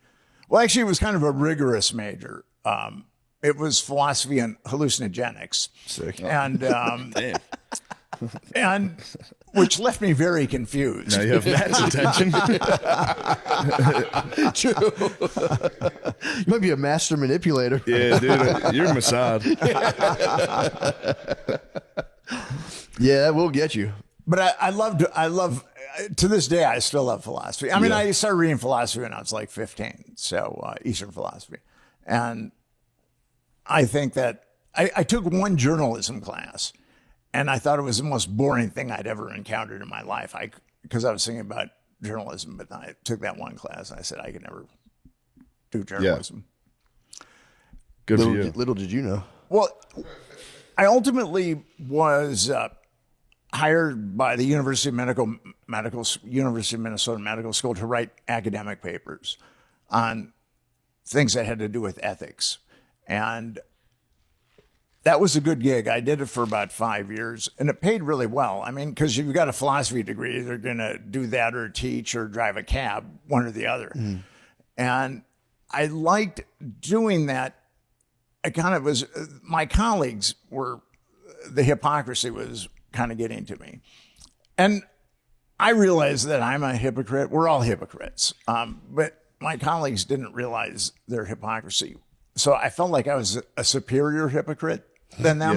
Yeah. And when you start thinking that you're a superior hypocrite, they kind of push you out there. Yeah. But something happened. I had started to moonlight as a journalist. And there was this woman who she ran an organization that helped prostitutes get off the street. And she was a little crazy, but she said that there was a serial killer killing prostitutes. And the Minneapolis police, St. Paul police denied it. Not in Minnesota. Not in Minnesota, yeah. The nice Midwest. Yeah. And so I went to the State Bureau of, I think it's something, they gave me a readout of the age, the sex, and the way someone died. And then I went to the databases for the Minneapolis newspaper and St. Paul newspaper, and I compiled a list of 38 women who had been stabbed, strangled, or beaten to death in like the previous 8 years. And it was pretty damning. And I went to and most of them were prostitutes. And I went to the cops and I said, "You still want to see that there's no serial killer?" Yeah. And I went to the Minneapolis police, and I went to the St. Paul police. And then the article got published, and actually a task force was formed to catch this guy. They never caught him. I think there might have been up to 3 of them, but anyway, they were never caught. And I'd written these academic papers for 5 years, and I'd written a book that was, I thought, a pretty good book, or I co-authored a book, and it got nothing done. And here I write an article, and there's a task force formed. So that's why I kind of changed gears and got into journalism. Yeah. That makes sense. You got to look into Austin. Yeah. You might have something. I mean, the FBI is even Yeah. cop to it. Yeah. How many? Do they? I guess it's a hard thing to have statistics on. Do they know how many serial killers are like on average in a country in a given time? Is there like always like 5 or 6 of them kicking around? Okay, so the FBI, when I was writing about serial killers, I haven't written about, since I write about government malfeasance, it's so much more evil than serial killers. But It's bad. but the FBI said that there were 50 at any given time. But I talked to other people that said that it's more like probably 200. Dang. Yeah. Was that around MK Ultra? Well, Isn't there's there been- like a correlation? Like people try to. There's a really good book written by a guy named Dave McGowan, and he showed that a number of serial killers were either like in the Phoenix program, which was in Vietnam, or they'd been somehow entangled with the government. Some had been. He made an argument that some had been through MK Ultra, and it's called Program to Kill. Really a good book. Yeah. Really a good. Damn, book. I didn't know I that. strongly suggest it to anybody that's into serial killers and the government creating serial killers. Dang. Matt took LSD, and I've seen a darkness in his eyes since then. He might be Matt MK Ultra himself, but he's gonna strangle a hooker. I need a conservatorship immediately. I need to move back in with my parents. I should move my whole family back in with my parents and be like, guys, I can't stop thinking about killing gay Yeah. guys in Austin. Take me in. That'd be nice, actually.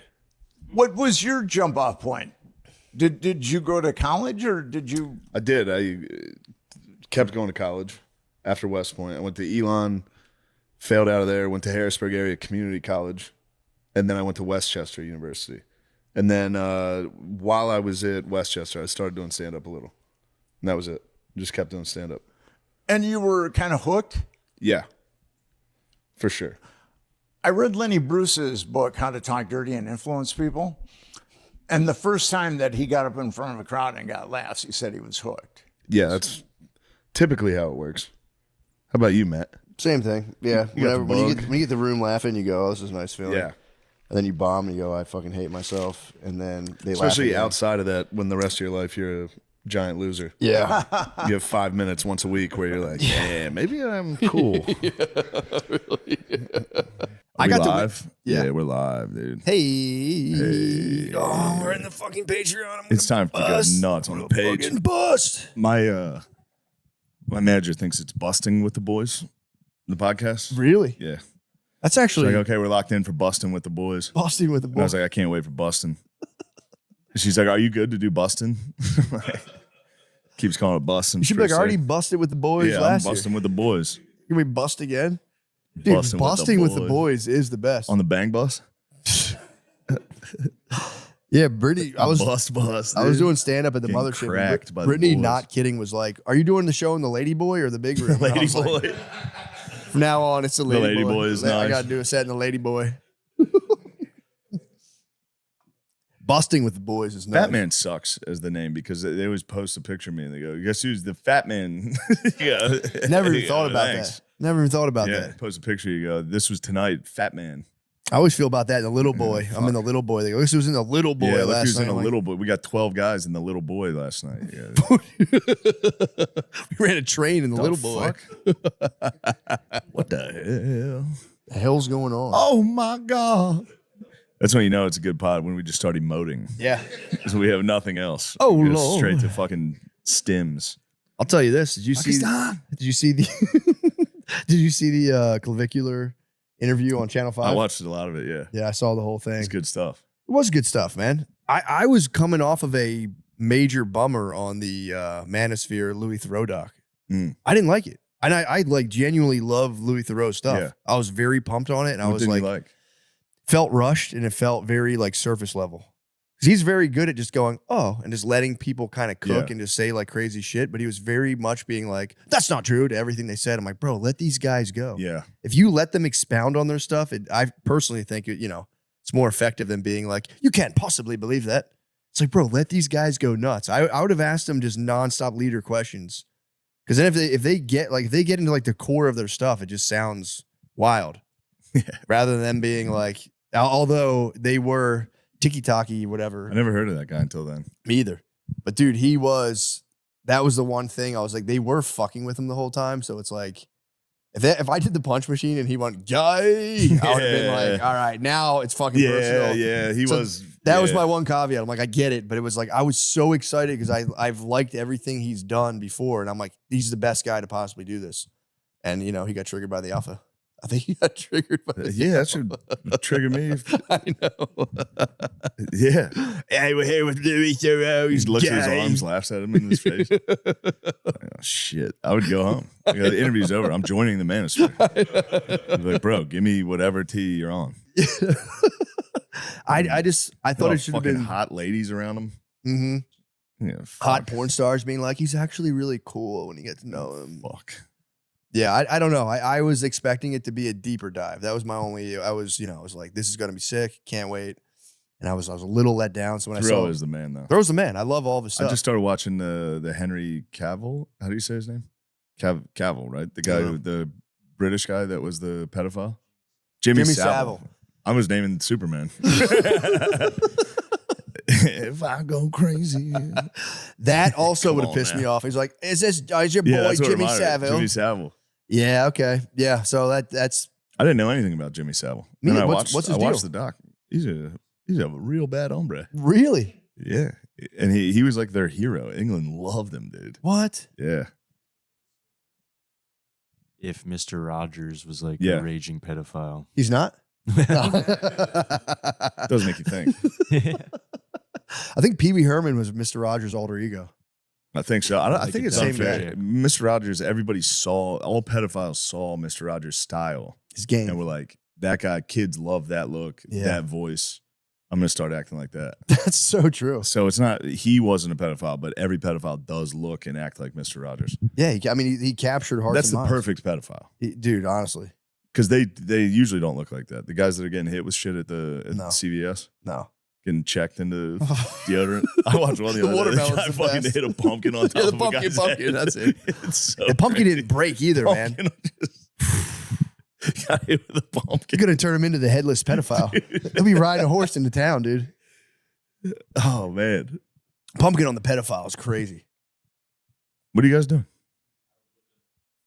I was looking up that British pedophile guy you were talking about, and What's his deal? it was like crazy. It was like 200 plus Yeah. people. It was Yeah. like they called it prolific in the Google summary. It was like a Damn, they prolific. can't help giving their flair to. He's prolific. The soccer announcers and the most prolific pedophile. Pedophile. Pedophile. He would like molest children with cancer that he like had foundations to help them with. Oh. I'm pretty sure. Like He was sick a children, monster. Yeah. And didn't Thoreau basically like blow his story out of the water, or did he just covered the story, or like? He I think he covered- might have been covering it before it happened. Before it had been uncovered, and then he went back to it after the Yeah. fact. But they got along pretty well in the original documentary before anybody knew he Hey. was a pedophile. That can happen. So that's sort of We've all had guests on the podcast who turned off the film. Yeah, on Epstein's list. Fuck, HS Tiki Taki's gonna kill me. Ain't that your boy? Ain't that your boy, mate? Shut the fuck up, dude. Dude, hitting the punching bag. Fuck. Yeah, he's just getting dominated. There's nothing you can do, dude. If he takes you to the boardwalk and goes, hit the punching bag, and you go, I'm not hitting the punching Yeah, you bag. He's can't gonna not go, what hit. are you, a bitch? Yeah, Fuck. gotta slam You're it. gonna put everything into it. You're gonna miss. You're gonna hit the fucking machine itself. You gotta You're you gotta gonna get really like get hurt. 50 yards back and just run full speed Yeah. into it and be like, what the fuck's up? Yeah. What the fuck's up? You gotta die for it right there. Head first into it, get knocked out.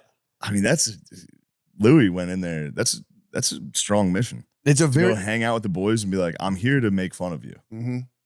That's tough. That was the those one. guys they're really good at making fun of people. Yeah, for sure. And that was the one. And then you have their live chat fucking you up. Then you're reading the live. That's a tough one. It's like, dude, that's the one thing I was like, it is very hard to wrangle. It's so easy to be like, oh man, but you get in there with those guys. It's a tough wrangle. Getting in their house and being like, you shouldn't treat women like that. Yeah, I know. That was my only thing was like you could get, but then it's like if you're not on camera being like, what the fuck? Then it's like you just allowed that to happen. Yeah.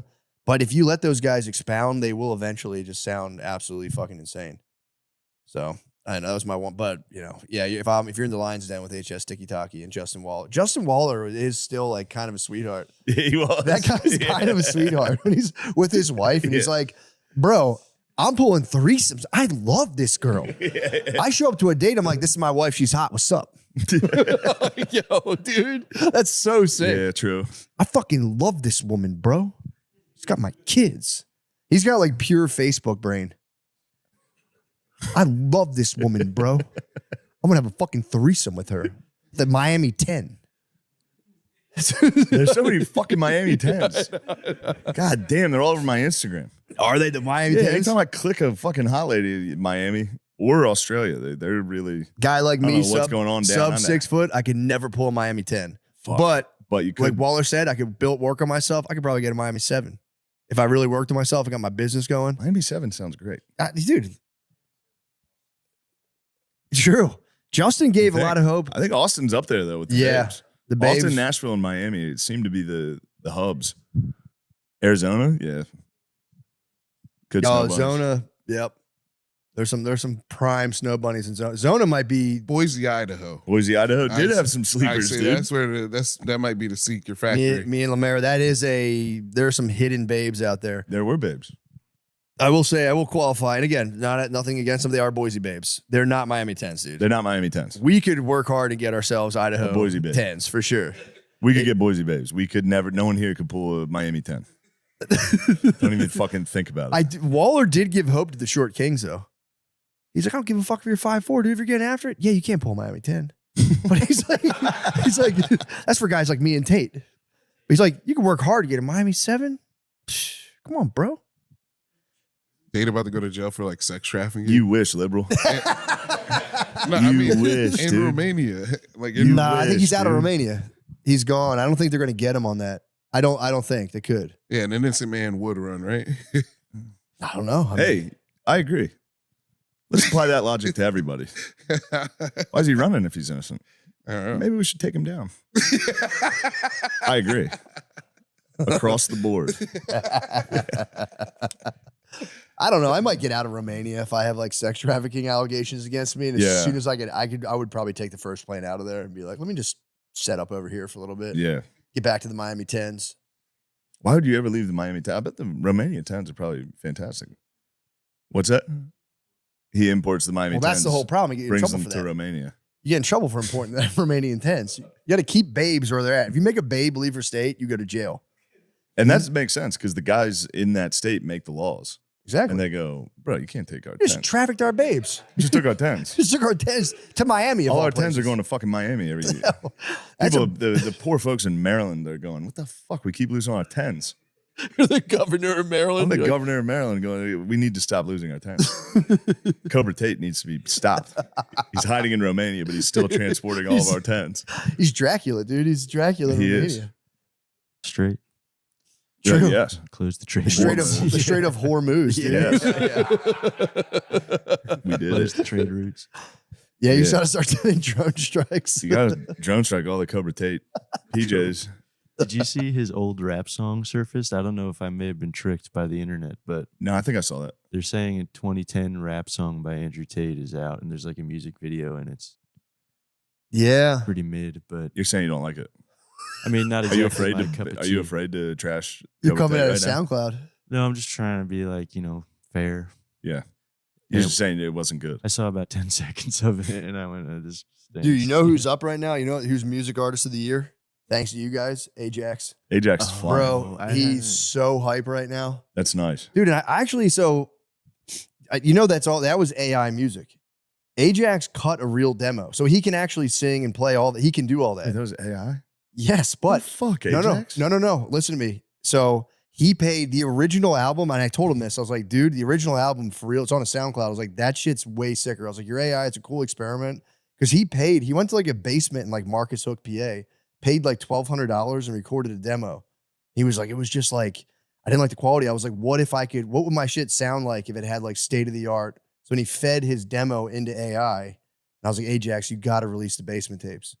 Yeah. I was jamming the basement What's the tapes. name of his album? The band was Edge of Insanity. Edge of Insanity. Dude, So it sick. for real fucking rocks, dude. Yeah, I heard he's fired up right now. Yeah, he's Billy gave me the good news. he's way fired right now. So That's nice. yeah, that's the Spotify. That's the experiment.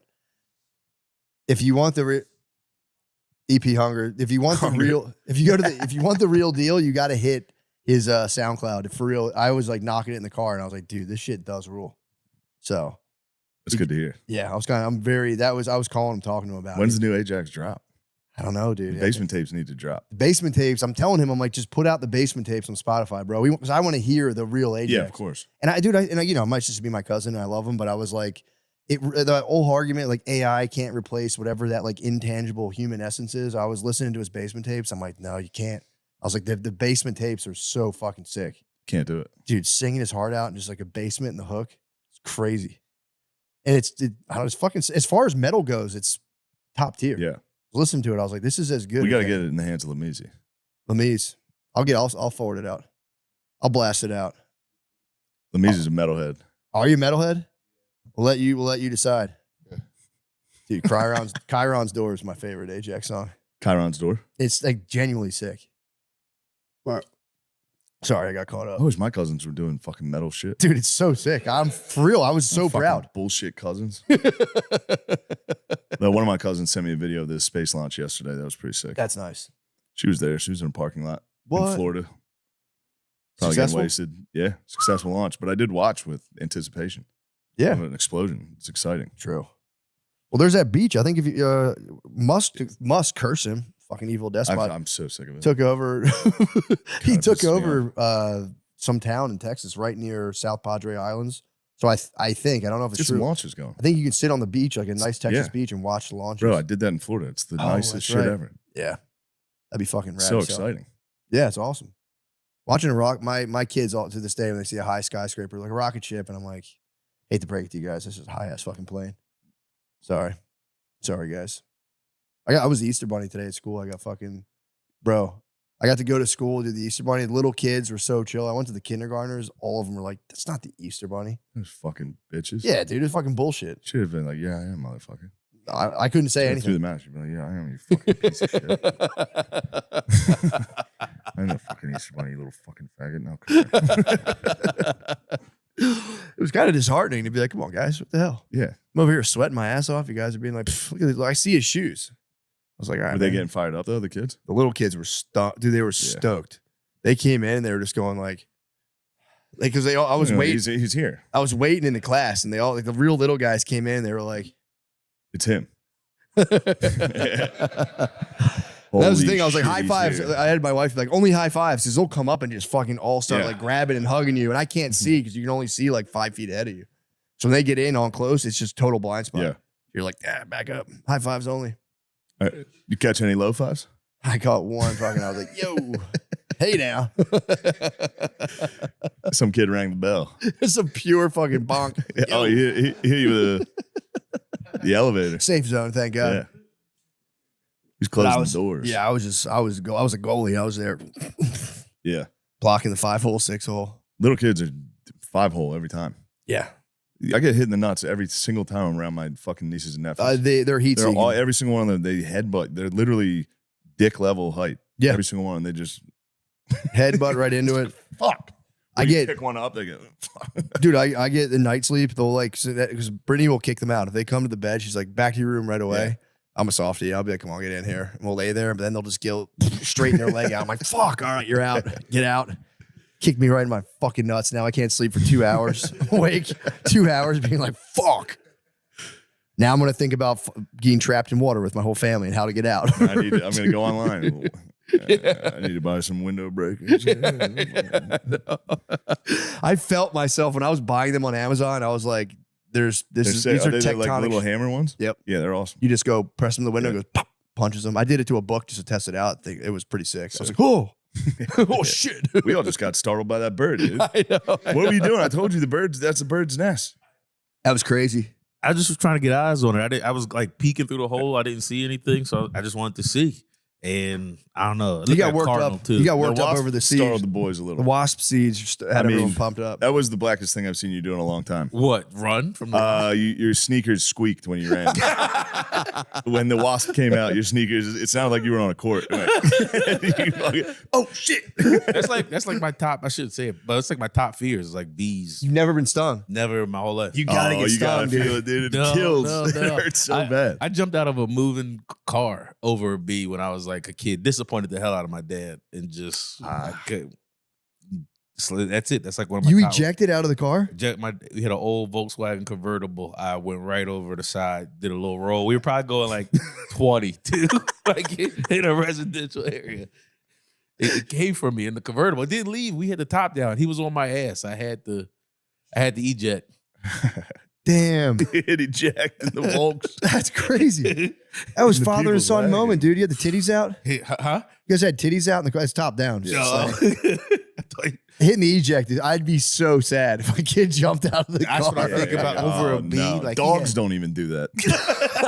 My kid's dumber than a fucking canine. I for real though nailed the landing. When The wasp back did when- escape though, and that worries me. He's at large for sure. We wanted to kill him after what he had done to me, but I also was a coward. I You got couldn't stung. I couldn't go back and face him. Nah, you should have been. Yeah, you should have been wrapped in like a you tinfoil. were I was telling them I'm first and last line against like critters now in my house. I can't you show destroyed that critter. can't show weakness. I wish I felled We the destroyed wasp. his home, but he'll be back. He'll be back. Although he might leave that alone now. I hope the bird comes back after Nate scared him. Better. I mean, there's no way he could leave the eggs, man. It's the animal kingdom. You think he would abandon his kids? if he I don't think it was a blackbird, dude. I think it was a blackbird leaving in the dead of night. if he doesn't come back for his eggs, I'll come back. You got to raise them. You're gonna I'll raise raise those eggs. You got to incubate and raise. I'm gonna come in here. Lemaire's gonna be cooking up some bacon. They are Screaming. perfect little robin's eggs for Easter, man. They're like little tiny, little Cadbury creamies. What's in your guys' Easter basket?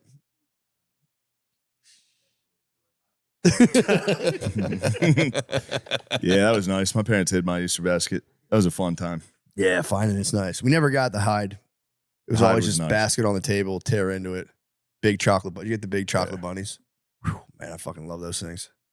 Awesome, hollow as hell. Lemaire, we're gonna have to get an Easter basket for you. You and me are gonna have to split an Easter basket. You and me can just sit down and not even get a basket. We'll just rip open a fucking bunch of chocolate. Dude, I get some jelly beans. Love some jelly beans. You like jelly beans? Yeah. I'm not a Starburst jelly Starburst? beans. Yes. I'm classic jelly bean. Starbursts are too. It's too powerful. I want a classic jelly bean, man. Jelly bellies, the jelly bellies with the ones that hit all the weird flavors. That Watch out for that vomit, bro. vomit's awful, but popcorn. Popcorn's underrated. nice. Popcorn's underrated. Popcorn is Popcorn underrated. is nice, but it's close to the vomit.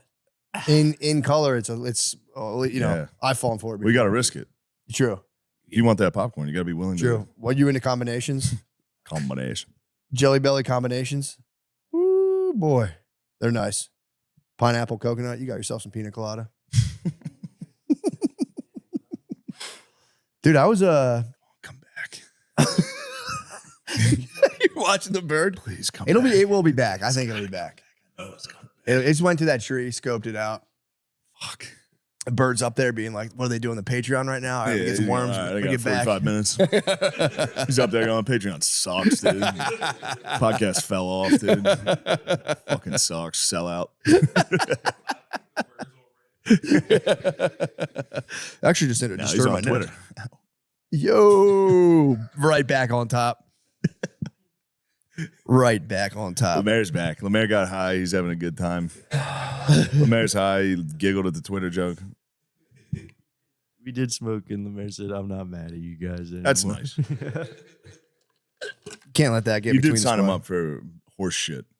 Yeah, you did. And how long is the drive to Houston There's from here? somebody here. Who did? 2.5 hours. I'm gonna go there and then come right back after I'm done. You're going to drive right back?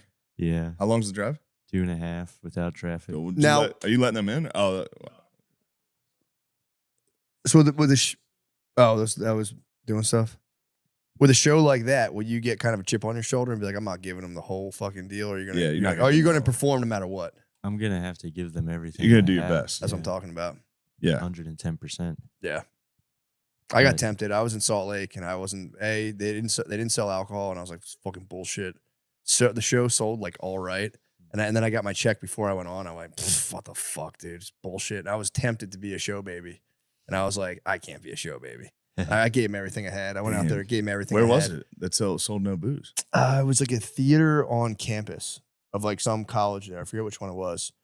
So what was the name of the what's the team? Is every time I see college obscure like animal team names, I The always think of you. Utes or the Butler. Cougars? Butler. Butler's in Indiana.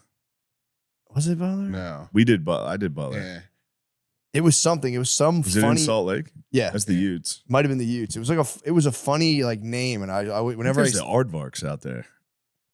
What could have am been I thinking it of? was something that I started laughing because you always know like the Wisconsin Razorbacks, and it just always tickles me. I'm like, how the fuck do you know the names of these I guys? got that. You got to see what I'm on, dude. What You you got want? to see me with geography right now. What are you on right I now? don't know, bro. What are you It's studying? Nuts. I downloaded an app that just makes you name countries. I mean, I'd love. You've had this I'd before. love to stunt right now. Didn't you have this? Don't get me on map or flags, dude. Flags. That's what you're. Flags is- Nuts. So is this just the shape of the country? Oh, Yeah. you see the map. Let me see what you got. Easy one, Switzerland. Okay, That's nothing. that's actually pretty impressive. Okay, Estonia, easy. Estonia. Estonia right there. Stop. Come on, man. Come on. Let me see. Wait that. till you see me get into Africa. You're gonna go nuts. Yo. Oh, this is Zambia, No, dude, that's crazy. That's crazy. Zimbabwe, Denmark. Fuck. You're not gonna believe it when I get into Africa. What's that? That was Denmark. This is Ecuador. Yo, good call. You're absolutely right about that. Oh, come on. I This is get what the it. people pay Yo, for. what is that? What is that? Can you please get a screenshot of that? That's a tough Brother. one, bro. What's the smallest country in Africa? No, that's not the smallest. That thing's tiny. What are you talking about? I mean, Rwanda and Burundi are up there. Lesotho, they're all smaller right there. Togo, Benin. What is that place? What is that? I don't know what this place is. Do either of the kings know? The Black Kings would have no idea. The Black Kings would never get this. It's Uganda is the one on the lake above it. Okay. What is I'm that? fucked here. It's like a tiny It's a sliver along this lake Yeah. on south It ain't of Chad. south of Kenya, I have no idea. north So south of Kenya. South Kenya, northeast of Zimbabwe. Sri Lanka. No, Jesus Christ! Way off. Well, what was it? What is that thing? Just gonna. Oh, It's like- Malawi. what? It's fucking Malawi. Nah, I never heard of that. There's a little DR action coming right at you. There you go. It's easy money. Easy. Come on now, here we go. Yo, that's a big boy. Oh, this is. That's smack in the middle of the top. Oh, I thought I was. This gonna- guy with this wasp stick is a little bit too late, isn't he? nah, he's just dusting the sides. This is an embarrassing one. This is Chad. That's not bad. That was Chad. You had it? We got it. There you go. That's really impressive. Thanks, man. This is Bosnia. I think all I could get would be Ethiopia. That's like the very top, isn't it? That's Egypt. Shit. This one's tough because it's Bosnia and Herzegovina. Dang. Is there like a score? Or you just keep rolling. Yeah, right now I've missed 2, which is embarrassing. Yemen. Yeah, Yemen's pretty crazy too. Yemen. Come on, guys. Now this is podcasting. Fuck, that was one of my weakest performances. Really? I mean, you're under the gun. I was cocky and You're under the gun. I felt uncomfortable because I knew it was bad. Nah, We're you're doing under the this. gun. That's good stuff. Matt, wait till you see me with flags, dude. Besides the United States flag, what's your favorite flag?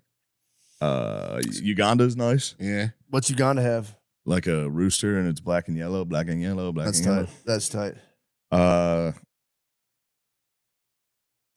mean, Matt, you're looking at some wild shit right now. That's Tajikistan's flag. Tajikistan? Yes, bro. I know the flags, bro. That's Laos. That's how do you know this? This is looks like Iraq, but for some reason it's green. That ain't no damn Iraq. It might be Brunei. It's Iraq. I'm fucking retarded. No, man, that's fair. Down. We just All right. Did you guys think of a topic while I was looking at flags? Jimmy just changed their leadership. They probably have a new flag. No, that's the same fucking flag. I was reading about a little bit about Stalin last night. Yeah, he's a real jerk. He's a nasty boy. Turns out he's a real Well, fucking so SOB. You know what I never really realized about that? When because he was like, there's a lot of communists obviously before that, like even in like in England and other countries in Europe who were like, here we go, Like Marx and Engels. watch this shit. Well, Engels was I think pissed at Stalin, wasn't that? Which one did he get? Which one did he kill? Trotsky. He got killed. Lenin died, and his last words were like, "Don't let Stalin take over." Yeah, and then he killed Trotsky because Trotsky was like, he sucks. Yeah, he had Stalin derangement syndrome. He was like, dude, this guy's a fucking dictator. And everyone's like, shut up. Yeah, I think he caught an ice pick through his fucking face in South America. Yeah, well, that was so there was. I think that was Trotsky. Well, the funny thing, there was all these like English intellectuals at the time who were like, "Here we go, we get a fair shot," and then he started killing having millions of people killed and starved. Yeah, but there were still intellectuals being like, "Well, somebody's got to drive the engine of history," and they were like arguing amongst each other. Guess what the media was doing? They were not covering it. Yeah, because all the media were little commie boys. And they were going, a couple people starved in Ukraine. We're not going to report it. Yeah. And then the guy went there and saw it and was like, we got to tell somebody. Yeah. What was it called? Like the Holodomor? Holodomor, yeah. Holodomor, dude.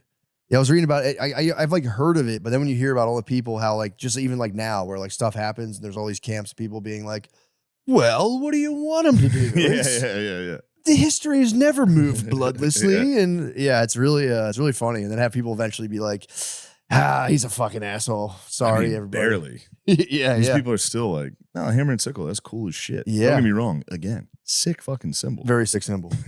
I was like, you always hear about it when you come kind of toe to toe with the grisly details. You're like, dude, he was fucking he killed fucking everybody. Ripping. Yeah.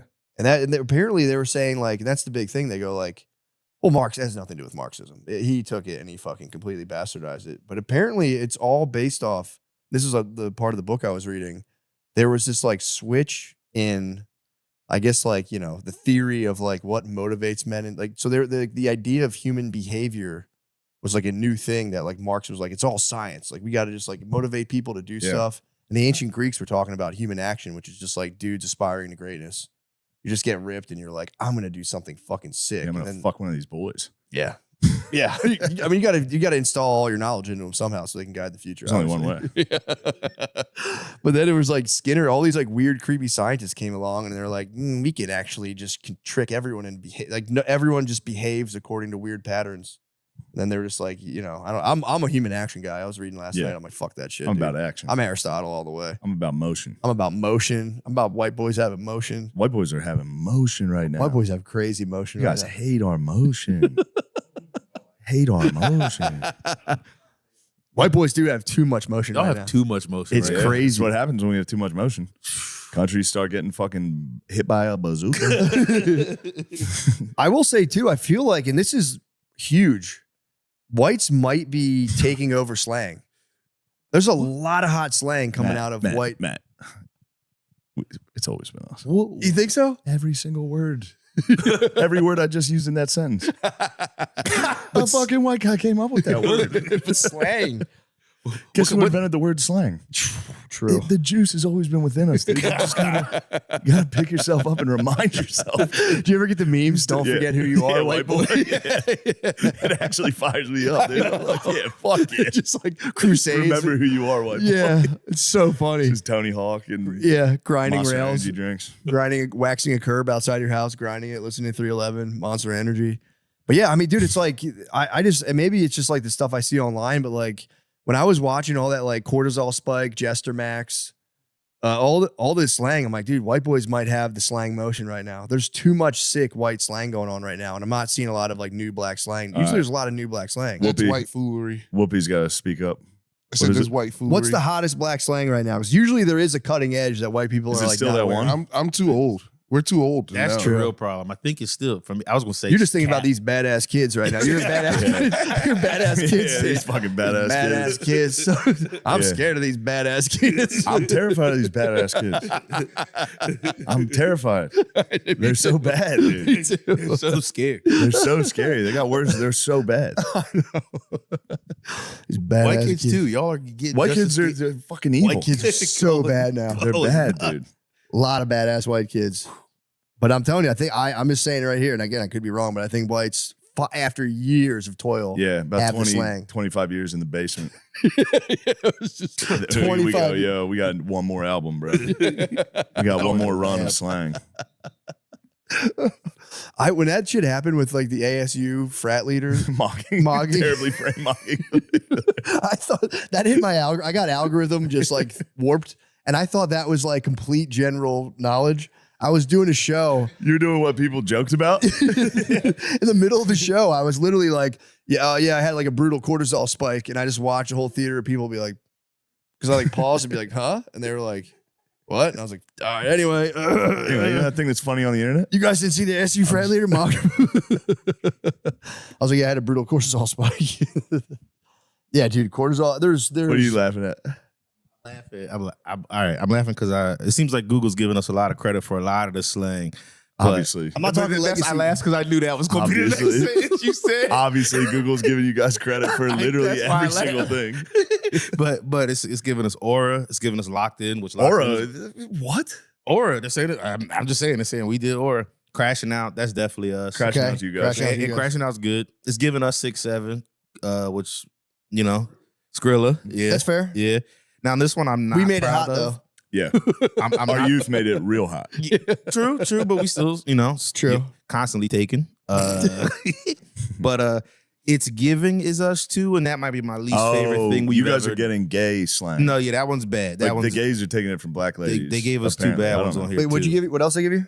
They gave us main character energy 2, which Main character energy. Come on, man. No. yeah, but They're just Blazing- giving you whatever was from the internet. They go, a black person must have come up with this. no. Aura. Came up with glazing. I think glazing is black people. The I think glazing, that's- glazing sounds I like think us, that's- yeah. Yeah, I agree. Clock and T. That's definitely us. You guys but- are all just drag queen slang now. well, no, that's girls. It's just it's lumping it all in. High T, white slang. High T. High T is high legacy. Without a fucking doubt, Base, dude. base is white. Based. Let's go. But Fap, white slang. Fap, that's white probably the slang. best one y'all done in years, Fap. We came up with every term for drag Goy, queen. goy slop. Huh? Goy slop. Slop. White fact. That's white slang. Oh, I can't read that one. That's a real slur. I think Levicky is kind of gay, like He legit would gay. beat the fuck out of you, Is that dude. he wishes? Who? You think you could beat up I Clavicular? would fuck Clavicular Clavicular would up. mog you. What are He you would talking not. about? I would fuck him up, dude. Dude, he was training Lemaire, with he would beat the shit out of you. No, he would not. Oh my god. bro. He was training with fucking Ryan, whatever his name, Garcia. That's Yeah, fine. train was right. He Let him can train punch with him. whoever Let he him wants. punch him Fuck it, with the let him vest train on. with John Jones, dude. Fucking A. He train with Muhammad Ali's ghost if he wants. Shit. Bro, that's crazy. Maxing, mogging, But all dude, white slang. At the end of the Callahan interview, they just showed him at the at the end of the Callahan interview, they showed him in the club with his boys, and he was like, "I don't even partake in the girls. I just bring them out for my boys. It's a trickle down pussonomics or something." That's So awesome. That's how people always take clavicular out of context. He was saying, I can only handle so many, and they eventually trickle down. Yeah. He was in the club with his shirt off, Chad maxing. Bro, you would fucking and he was rock you, dude. passing babes down to the bros. Chad, also white slang. Dude, I've been just being like, damn, black slang rules for a long time, and I was just like, wait a second, is Yeah, it's been a while. White You guys slang, got like the- co-opted by the drag. There was a lot of current stuff that's still us that I just named. Crash Yeah, out but is like nice. half of them were drag queens slang. I mean, the girls got to have something to talk about too. They're Fuckers. like, Getting close to my bird. well, Hey yo. white ladies say clock and T for sure. See it all the time. T's gay slang now though. Yeah, it's all gay slang. It's girl slang. You guys come up with gay girl slang, and that's fine. You guys haven't won an MVP in the NBA in a long time. You Aura's guys have lost your aura. What's I know. And it's Aura's gonna be a crazy. white rookie of the year. Devastating. you know what you guys got too hung up on is trying to move water bottles with your hands. That's when the black slang fell off. But I understand what they're up to. Wait, I like watching that. I do I too. go, wait a second, how the fuck is he doing this? Is he onto something? I saw him fucking. He moved a cloud the other day. I was going, what the fuck? Was that? The cloud sped up when he did that. Dude, ascension. Yeah, I don't know. It's close. Let's just say it's close. think it's closer It's than at it least should be. closer than it's ever been. Yeah. And that's There's- the last place you want to find us, dude. Don't leave the door open. We're coming in. Lemaire, I'm sorry, brother. I know you're sad about it, but it is what it is. You guys only come up with gay people slang now, and that's fine. It's true. I think the gay people co-opt our slang. You don't come up with any slang. Oh, I came up with a great one this week. What is it? Latiners. That's, I mean, you're co-opting white with that, but that's fine. I like that. You call them Latinos? Yeah, because I saw I was outside of the creek and I saw a guy like turn down a triple kiss from two Latiner babes. There's a triple kiss going Yeah, on? there was going to be a triple kiss. But You he know, was a like, fucking no, eighth no. grade party? Who What's going on turned down here? the triple Who's doing kiss? kisses? Huh? Who turned on the triple kiss? Just some guy outside. They were just like talking in front of us real loud. and they who Trace ordered Bezos. who was going to do the triple kiss? with One of the girls ordered a triple kiss. One of the girls was like, we should kiss. We should do a triple kiss. And the other girl was like, yeah. And the guy was like, no. He's probably monk cell right now. Could be Monkso. Monk cell. Were these attractive Latinas? There's some good looking Latinos. Yeah. And then they started speaking in Spanish. And then I said, Trace Bezos. And the girl was like, why are you even in our business? Oh no! You tried to get involved in the triple kiss. Yeah. You stood next to them and went, well, if he won't do it, maybe you could find another guy. Wait, so who was the Dude. guy they were trying to triple kiss? Just some guy. Probably What do he look class. like? He was all right. What do I he look don't like? I'm saying He know. was all right. He was like, white boy. he might have been Indian. You tell me Indians have motion. now, too? Lemaire has no clue what he's seeing at all times. He was like brown. He was like dark brown though. He was like He was dark Latino. brown. Okay. You thought two Latinos were trying to triple kiss with an Indian man in Austin, Texas? Are you sure you weren't watching a quinceanera? That could have been their Tio. Take a picture. I don't know. The I don't girl know. was like, we should triple kiss and then go to Spaciate. And the guy was like, let's just go to Spaciate. And I was like, brother. What? I mean, I'm kind of with him, dude. Can't triple kiss on the fucking street. That's weird. Yeah, I would. Yeah, I would never let my enemies have me that compromised on the streets. Yeah. I was there too, uncomfortable. What'd you think about it? I think one of the girls was like his girlfriend, and the other one was like his girlfriend's friend or something. He should've and done He it. was like, "I don't want to kiss you in front of these horny guys outside of the creek." in the cave." I was standing off to the side, waiting to leave, and Supposed to be like, kiss. Kiss. the guy was like, "No, I don't want to kiss The you." in fucking front of whack you." pack down at the creek. God damn. He leaves to go play fucking card games with him every night. Munchkin. He's the Monday. king of the creek, dude. He is king of the creek. Munchkin Mondays, dude. Every Monday. I like hooping there now. Mm. I get drunk and go just shoot shots. That's You're pretty rolling an fun, ankle dude. so soon. Huh? You're Someone's tearing something. going. Something bad's gonna happen, dude. Not me. Definitely you. I play soft. I don't play too hard. Just finesse. Yeah. Got the finesse game. I'm too physical. I was out there shouldering. I was lowering the shoulder too much. Yeah, of course. That's how you. That's the only way we can play, dude. I know. That's why I have to do it. And need to do it to create distance. I got to just Yeah. shoulder and then lay up. It was windy too, so I was just underneath. I was just crashing the boards, laying up. Fucking right. It was, dude, it for real. Playing basketball 5-on-5 might be. It's really fun. It's the best. It was so much fun. I start chirping. I can't stop chirping. You do chirp out I there. chirp. I can't help it. It was fun. It was fun chirping. It wasn't bad. You but do it'd be like, chirp. oh, shoot that. You won't shoot. Oh, and if they make it, I go, bro, nice shot. That's a great shot. Oh, that's what I'm talking about. We're all here together. Go, nice shot. Just nonstop dialogue. Like that's the guy I was covering at the guy. You are happy to I'm chat. chatty. The guy was covered had a purple shirt. I go, I got perp. What up, perp? I got perp. Oh, you won't shoot that? Oh shit. Oh fuck. Got to get in people's heads, man. Of course. So I'm not running as much It's the only anymore. thing we can do. We're not gonna. What are you gonna fucking bro. play them? You know, Dude, people were like trying Gonna to play fast. real defense. Yeah, people are fast breaking. I'm like, whoa, guys. I'll be down here. Slow Be down. ready for the cherry pick. I'll miss the layup. yeah. I'll be down at this end waiting to miss a wide open layup. Nah, I can't wait to recover for a month and play. I need to recover for real like a month. I was fucking dead. But yeah, it was a good old time, man. I want to do it more. Keep telling you, I'm trying to get down, dude. I'm a fucking 195 pounds. Can't get down. Every time I try to lose weight, something happens. I overeat every day. Something happens. Something I don't know what it is. I did. Bullshit. I'll be getting bullshit. I'll be getting shit for my portion sizes. But he's like, dude, you're eating too much. I'm like, no, I'm not. I work out a lot. And then I took a picture of it. I was like, Grok, how many calories is this? It was like 1,200 Tell calories. Grok to stay out of it, dude. Why the I was fuck trying to would you prove a involve point. I was trying to Grok? prove a point. I'm like, watch this. And it was like, that's like 1,200 calories. I was like, God damn it. That's my dinner. 1,200 cal dinner is wild. On top, that's my third. Ain't nothing wrong. Oh, Monster you go meal. third meal. Yeah, that's my third. Yeah. I mean like 9,000 Yeah, calories. that's good. Yeah, but you're an active man. I am active, but I'm rapidly, dude. Like I gained weight, so it's just like nonstop piling. I like when you get a little thick. I'm gonna get beefy for you. I want you to get I've been thick. down. I've been down here gaining for you. Yeah.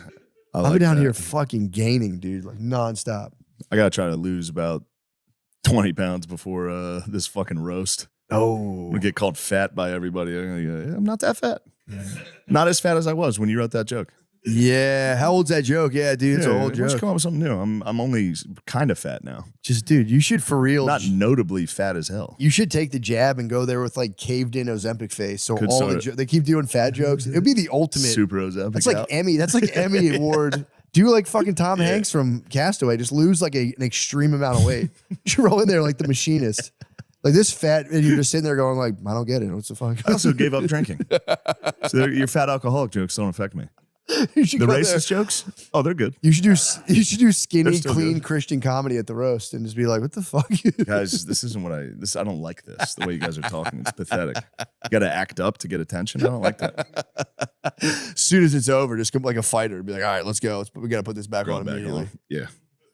I mean, that's basically what I'm doing here. I lost a lot of weight when we were filming Tires, just not drinking. Yeah. As soon as I got back. Oh, we back. Yeah, you're slim, We're bro. up, dude. I'm slim for me. You're looking yes. just fucking. Thanks, bro. I'm trying to. Pretty sick. Not a big deal. Still got about 100 pounds to go.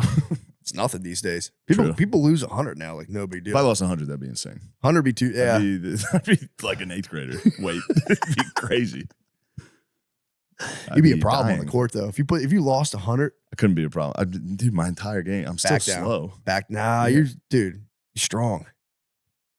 You're strong. You'd still be backing down. I'd be getting hit with a bazooka. Kablooey. Kablow. Come on, bird. He'll be back. You keep scaring away. You out there smoking fucking pot every 10 minutes. What are you doing smoking cigarettes and shit? You're an idiot. He started late.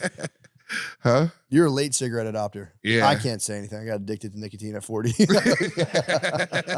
Nicotine rules, dude. It does kind of rule. It's a nootropic, obviously. It's obviously nootropic. Good for you. That's why I'm They firing got on me. all cylinders right now. They got me with I'm that. so quick. I saw the Huberman. We're like, it's actually a nootropic. Powerful. Can't believe I got against those dementia. countries wrong. Nah, bro. I let that's- us down. You just got back to your studies. You were doing the arts. Now you're back to studies. You're back. You're 100. You've never been more back. That's true. While that's true, I should have known Malawi. I'll be honest. I've never heard of Malawi. I heard of Brother. Mali. That's a There's country. Mali's in there, yeah. I've never heard of Malawi. So you're talking about the country could not exist in a year or two. How long's Malawi been around? They're all pretty Sounds new. They're all pretty new. Yeah. Sounds fucking brand ass new. They're all pretty fucking new. All brand fucking. Goddamn colonizers. Yeah, piece of shit. Fucking dickheads. Jerks. Still doing it right now. Yeah. This is the final.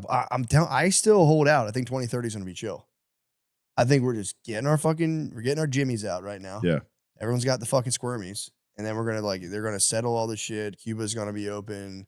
We're gonna get the fucking glowing shit out of the Iranian mountains. Yeah. We'll all just be open for business, bro. All we need is everybody to be open for biz. Be open for business. White slang's gonna be crazy. White slang's by gonna be then. nuts, dude. It's gonna be like white slang, like, how are you? I hope you have a good day. Have a good one. Catch you later. No, that's nice. You'll My see. boy is the old older you school get, white you slang. start adopting white slang. You ever hear? I always hear my boy. A lot of blacks. What's up, my boy? That's old school white slang. To be fair, that's recycled.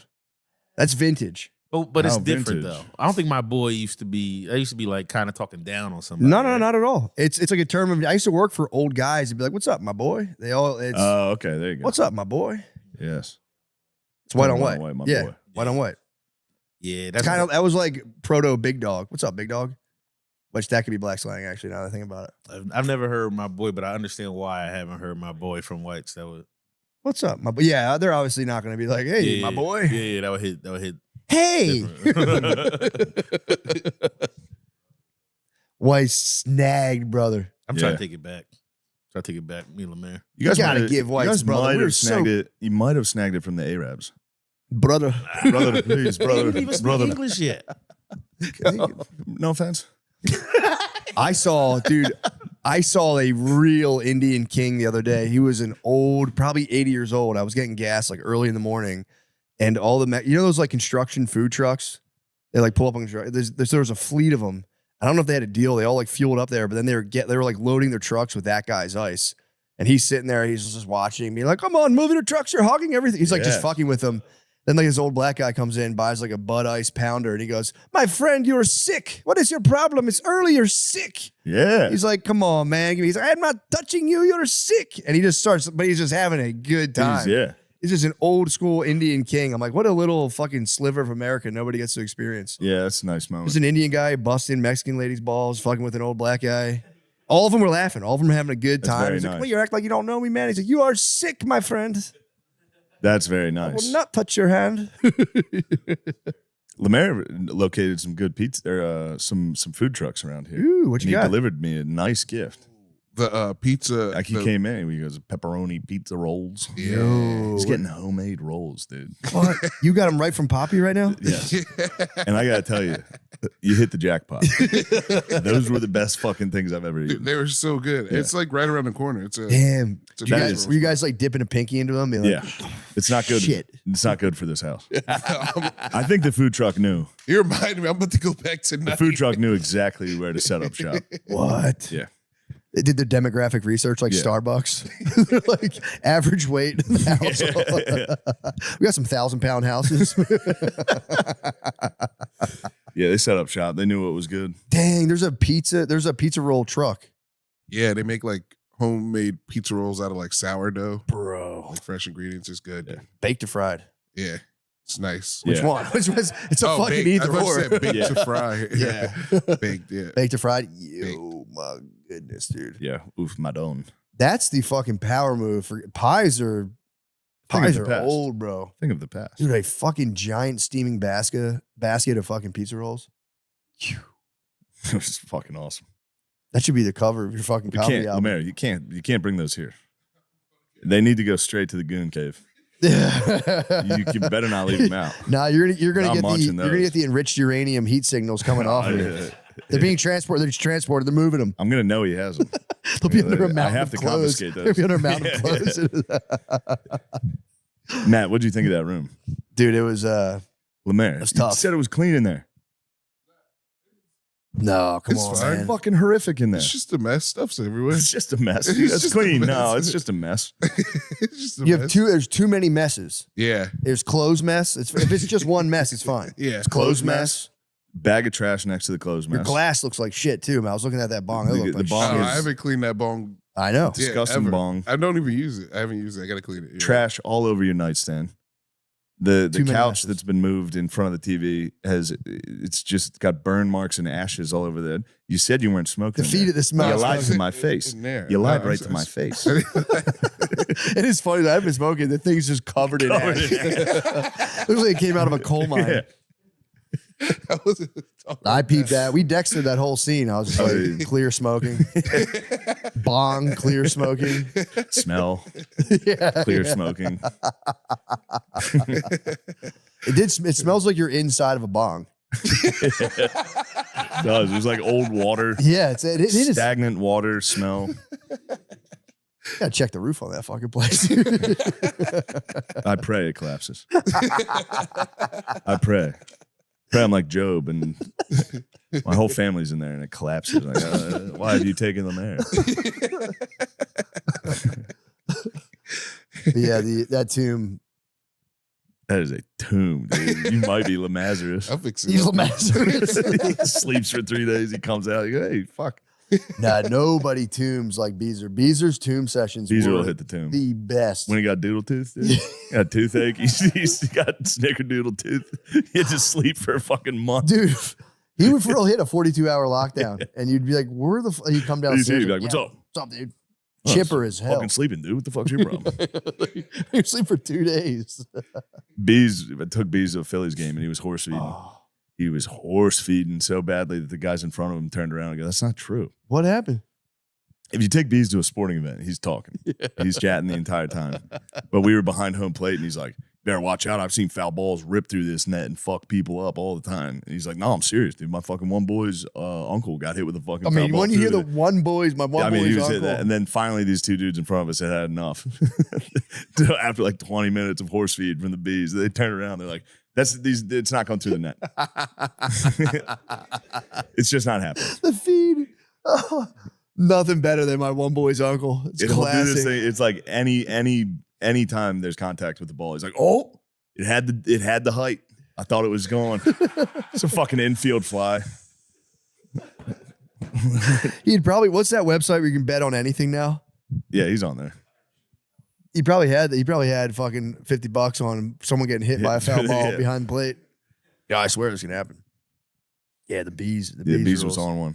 He was Bees fired rules. up. We did Noble Bomb when I was in Philly. I did Noble Bomb. I did Bees one is in the best. Chicago. He was there. Bees does rule. Bees has motion. He does have motion. You guys wish. He's the king of motion in Philly.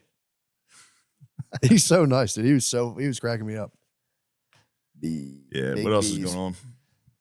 What the hell else is going on, man? That was pretty much it for me. It was Louis Theroux doc. Love Louis Theroux. I just wanted a deeper dive, but I understand because you're in the lion's den. That's not easy, man. Not easy at all. That was tough. I did watch. So what did you think about the clavicular interview? Did you think the Miami Avengers question was a clip I don't farming? think I got to that. So it gets contentious because then he asked him about the Miami Avengers thing, and clavicular's like, "Are you going to ask me one question about?" I got to that. I didn't know yet. I didn't see before that. Okay, yeah, he started accusing him of I clip skipped farming. ahead. I watched the first like 10. Yeah, And I was like, all right, I get the picture here. yeah. Well, he started accusing him of clip farming by asking him that, and Callahan's like, "No, I'm doing it in depth. I want to know." And to be fair, it's a fair question. Clavicular does kind of a low blow. He's like, "So you don't want to ask about like maybe regrowing your hair or whatever?" And he takes it, but Callahan remains poised, and he goes, "Well, I don't even care about that." That's when he started being like, Clavicular starts looking at him, going, "Yeah, Dude, you don't care? you don't care." He's like, "So you just look in the mirror every day and you like that, huh?" He goes, "Yeah." And he goes, "All right, I'm out of here." It's pretty mean. But I'll be honest, there's a part of me rooting for Clavicular, but I always root for these guys, and Wes Watson let me down. He's going to jail. For what? Well, like very allegedly, like beating the shit out of his fiance, like ruthlessly, and like imprisoning her in the house so that she couldn't get out, so people could see like the marks. Which I didn't even know that was a move. You get a black eye, you like take the phone, stay here, and she escaped. Apparently, he's like, I think he's going back to jail. He started a kick stream as well. And What's a kick stream? kick stream is the thing all these guys do. Rampage Jackson. It's like when you just film yourself 24/7. That's Just like eat dinner with a fucking chat. crazy. It's so nuts, dude. It really does sound like hell. But he did it. He had a nice Miami dinner. He had Miami 10s there. He was eating dinner, and it was the If I was whole. with Miami 10s, I'd be like, yo, roll the camera. But the I problem want you to was see how terrible I am around Miami 10s. the problem was he was kick streaming, and then the chat the whole time was like absolutely destroying him. People just making fun of him, and then he just starts basically trying while having a nice dinner with Miami 10s, being like, "These guys are fucking losers." It was sad. I watched it. I'm like, "Damn, dude, trying to raise some funds on the kick stream," and then like literally 2 days later, going to jail. And I was like, "Damn, Watson." Yeah, you think he allegedly had his babe locked up in the house while he was at dinner with the Miami 10s on Kickstream? No, that was after. Okay. His babe was with him. And she Okay. was kind of laughing at the chat, which that would chat my ass as well. If I'm kick streaming and my babe's going, They're killing you on the chat right now. I go, yeah, I know they are. They always do. Why would you read it? Tell shut me. the fuck up, all Don't right? fucking tell me about it. It Yeah. fucking hurts. So yeah, that was a rough one. But I do think he has like 6 felony charges now. And it's like there's the police report. They were there. I think there was the marks and everything to back it up. That's the one thing. Cops are like pretty like good about rolling up when women are like, "He's beating the shit out of me." They kind of look the woman over and they're like, "Huh, that's weird. You have I no think they've marks." probably seen it a million times. Well, and it's also if you have no marks on you, you're like this guy Yeah. punched you in the head and like you don't have Like any. the Bachelorette lady. The Bachelor lady. You What did see she her? do? She like threw chairs at this guy, What? but he hit the fucking kick stream while it was happening. He was like, yo, chat, she's beating my ass. Dude, maybe we all got to be kick streaming. But I'm not trying to, I mean, whatever. Fuck it. At one point, she has him in like a headlock while he's filming. He's like, this is how you always act. while he's getting like choked, he's holding the camera still. He's like, see, you only resort to violence. That's a killer stream though. That's so But clippable. then she starts hitting the steel chair tosses. She got DQ'd. It was not a hardcore match. They said, ring the bell. Well, the funny thing is, I guarantee she got in no trouble. No, she got in a lot of trouble. Did she really? Yeah. What'd she get? Like aggravated assault and shit? I think that there was her daughter was in the room screaming while okay. he's filming. Yeah, that's. And then I think also she hit him when the cops were there, which was very funny. Yeah. They answered the door together. It looked like Pelosi's husband. They answered the door together, kind of like, hey, guys, this help. She's like, I wasn't fucking hitting you. Pretty great. Babe spaz live on the stream. Full babe spaz. You can't have that. But yeah, I think he's going to jail. I genuinely think he spazzes because he does like Zoom court. So he'll be on this guy. There's this dude, John Bravo, who's like documenting him. Dude, you were locked into this. Completely locked in. So you can understand why I watched the doc and I was like, bro, this could have been more, yeah. So, but again, it's like not everyone can step into the lion's den and be called gay. That would fucking throw it. I could have like $100,000 a camera, but guys, we're done. Fuck this shit, dude. They call me fucking gay. Also, the strength to keep that in the edit. Yeah, he edited it. Yeah, you know? He was like, keep it in. That I'll give it. He scored a point there. Yeah, got to keep that. Yeah, he got me. It is funny how he ends by hitting the thing, which is like kind of funny. But yeah, no, he's there's been a guy on his ass this whole time, like going through all. He like watches his like court depositions, and then he'll read the scripts, and the scripts are so funny because he'll be in there with like the prosecutor and be like on Zoom, be like, "Yo, shut the fuck up, dude. You don't get it, bro. Shut." And he'll like kind of be like, "How'd you like if someone threatened your family?" And the guy's like, "Don't bring my family." And it's like, I'm not saying I'm threatening your family. I'm just saying, would you like? What if? Would you like? Would you like it? Yes. Dude, it's the wildest behavior. I think one of the Miami 10s might have fucking laced him with cocaine up his nose in a club. Because it is coke behavior. He just got done. He was like all juiced up and he just went off the roids. And now he's like, guys, it's all about partying. Because it turns out the highest spiritual thing you can do is party in a club in Miami. And everyone's like, wait, what? Why are you doing this right now? That sucks. Yeah. Getting partying engaged in Miami? Yeah. In a club in Miami? How old is the fucking guy? He's got to be like our age. Yeah, he's old. I think he's like maybe a year or two older than me. Yeah. 42. Well, there you go. 42. And he'd have like the clubs and it'd just be him like, yo, Wes is the #1 big dog with candles and shit. It's kind of sick, honestly. Wes got all the motion. It's kind of tight. Then you get engaged on like live Instagram, and then next thing you know, you're getting accused of beating up your wife because she showed too much cleavage at the Miami Heat game. And you paid for your tits, and you're quoted saying, "Those are my tits. I paid for those. Don't be showing people my tits." Courtside does that to people. Bro. Can't let people down there. You can't let your babe courtside. No. And he wasn't there. Result in you, she's going to record something you say to her. He wasn't there. After the game, you're going to go, I don't care if you fucking just stop taking pictures with him. Yep. Yeah. The courtside is the devil, dude. I know. Dude. And they make edits of one of the players looking at your baby going, what the fuck is this? Yeah. No, you can't have it. And you just got roasted on the stream. You're trying to you're hunting and providing for the fam. Everyone's calling you gay on the stream. You're going, this is not how it's supposed to be. I was supposed to be cool on the internet. Check Instagram. You just see your fucking new fiance's tits and you're going, what the fuck? I paid for those tits. Yeah. She comes home and you just beat her ass. Yeah, hey, I got something for you. No, it was bad. It was like allegedly like, I'll kill your whole family, shit like that. But again, it's like, due process. Due process. I don't know nothing about it. Yeah, I got the full scoop. I got the full scoop. Who else do you have your eyes on this thing? Larry Wheels. I've been Larry watching, Wheels. I'd like to find out about him, but I've been watching a deranged man who farts on a Harley Quinn statue almost daily. What? I don't know what he wants, but he's really horny for this thing, and he unleashes the most horrific farts. It's a terrifying. Where is the statue? Anywhere he puts it different spots. It's his around statue. His house. It's a little figurine. God damn. He goes, dude. Harley, you've been bad again. It's time. Carly, I need you to do 9,000 cartwheel farts. Yeah, he's like, I heard you had a fart party without me. Well, now I'm farting on you. I mean, that guy can go on forever, though. He can. No one's going to stop him. The cops are going to get involved with this guy. You think so? This guy is. I typed in fart. This is fart maxing guy. This is a new guy. Fart maxing guy. I mean, dude, one falls, another legend just steps into the arena. So at least we have somebody stepped up to the plate. Bro, you gotta see. Yeah, let me peep that guy. He's a savage.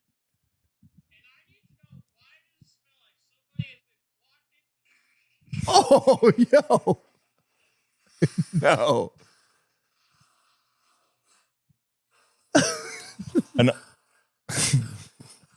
Stop. This is called an unscheduled fart pandemonium.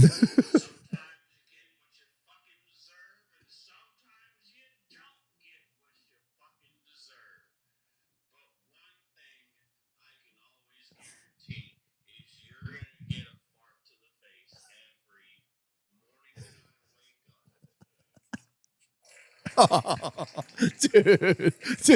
That's the manosphere. You're going to tell me white boys don't have motion? That's right the true now? man. That's the true manosphere. What I do, I wake up at 3:30 in the morning. I fart on my Harley Quinn doll. Then it's off to the gym. You stay on the absolute cutting edge. Yeah, I find That's I've got a cutting new edge. guy I don't even want to mention because he's so scary. He might kill me if I talk about him, dude. I find the nothing but schizophrenic bros. There's a guy who thinks he's Allah and he's back. Really? Yeah, he rules. That guy's nice. You'll see. He's underground right now. I don't know how I found him. Naturally. Most of them have like 3 legs, What? but he's gonna catch on. He's gonna be big. That's good. He's saying he's God and everybody needs to listen to him. How'd he get underground? He's Allah. No, I mean he's in an RV. It looks like. Okay. I But I'm got saying he's not blown up you. yet. Yeah. He's underground. But Kid. the algo feeds me schizophrenic. You do rants. get cutting edge. The fact that you had sliders and glovers like 2 years ago, I was like, what? Bro. You gotta see my boy. He repeats his name. It's fucking sick. Oh, dude, is that guy going Joker mode too on Harley, or is that just He his is. I think swag? he's a little joker there, but I think that guy is. He is gonna do that to a real woman someday. It looks like.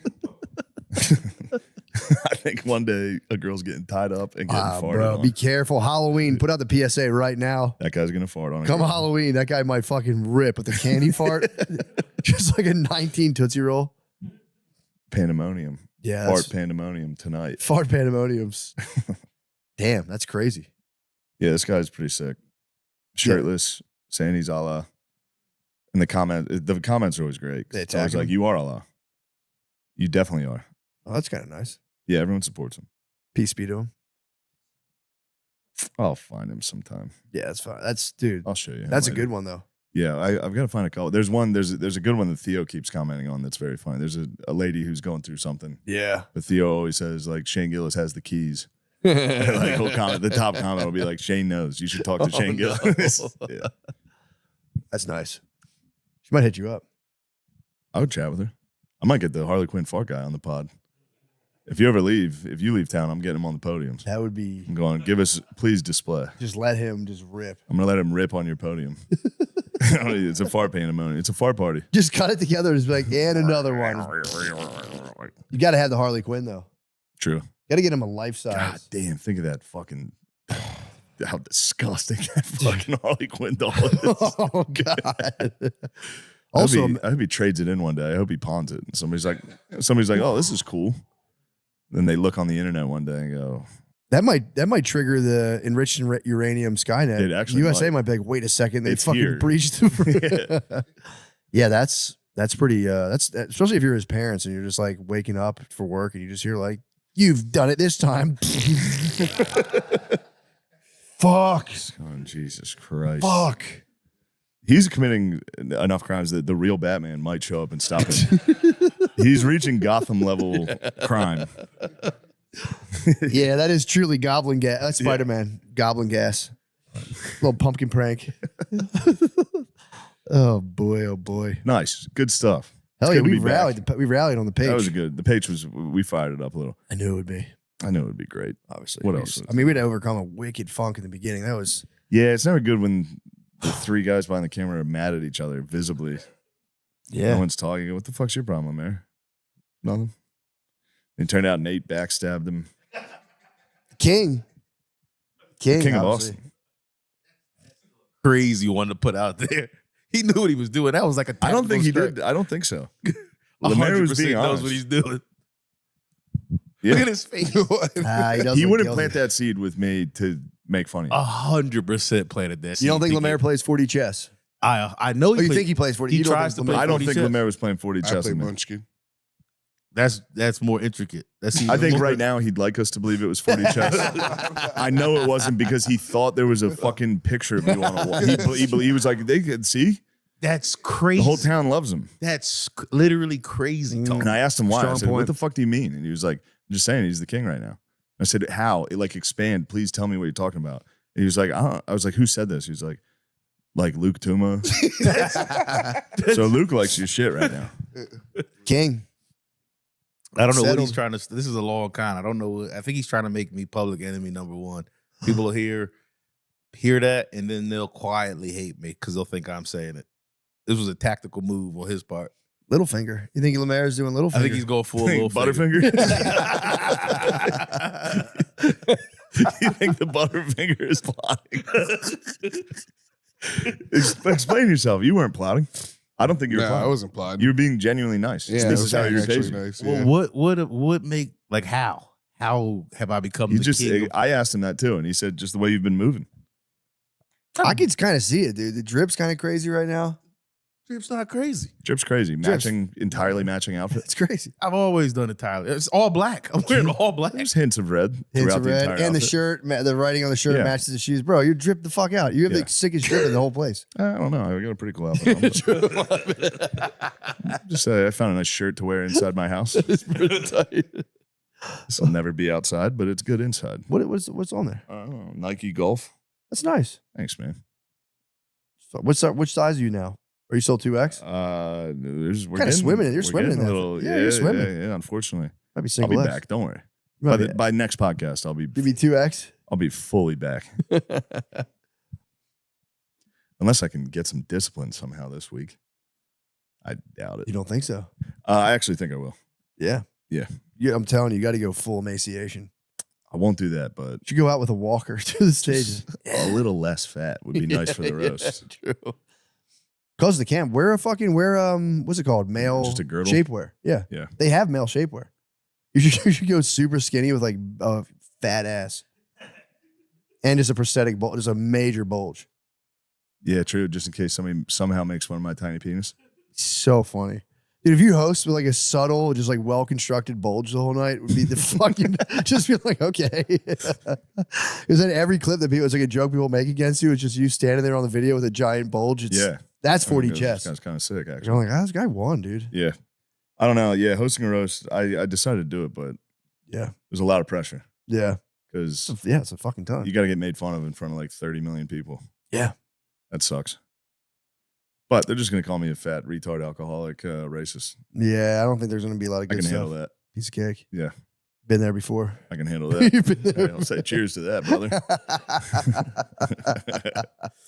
Yeah, it is stressful as fuck, but Yeah. I'd be nervous. Yeah. Whatever. at least it took my mind off the link for a minute. Now I'm more worried about this. Jeez, I forgot about that. Yeah, the link's terrifying. July. Yeah, July 17th. Fuck. I'm gonna let the whole city of Philadelphia down in one night. Oh fuck. No. I peeped it. It's almost sold. It'll be While you're going, I was it'll fucking be 80 grand. I raised the banner on one. I was like, guys, you got to get there. It's not a lot. There's not I don't think there's a lot left. So that's pretty sick. That's exciting. pretty sick. Let me take a look at it. I haven't looked at it. God damn it. It's fucking gigantic. Yeah. Well, it's, I was laughing. I got to do celebrity theater in Yeah, Arizona. It's gonna sell out. It's like a 2,200, but it's in the round. I might do the first U-shaped show, the celebrity theater. I'm going to give them 270 degrees. Just sell like three-quarters of it and just turn this way and that way. Just nothing. You set up like lights. I'm doing inflatables, just fucking just car wash guys in the Yeah, back. just have a bunch. It's That'd be actually a tight. good move. I might start doing that. That's not bad at all. Hit up Holly Mandel, man. Get the holograms. Just get True. nothing but Howie Mandel holograms Yeah, to be fill like, seats. all right, take it away, Howie. Hit me with a joke real quick. All right, and we're back. Love you, Shane. Yeah, baby. All right, Yes. sick. Talk to you guys soon. Bye.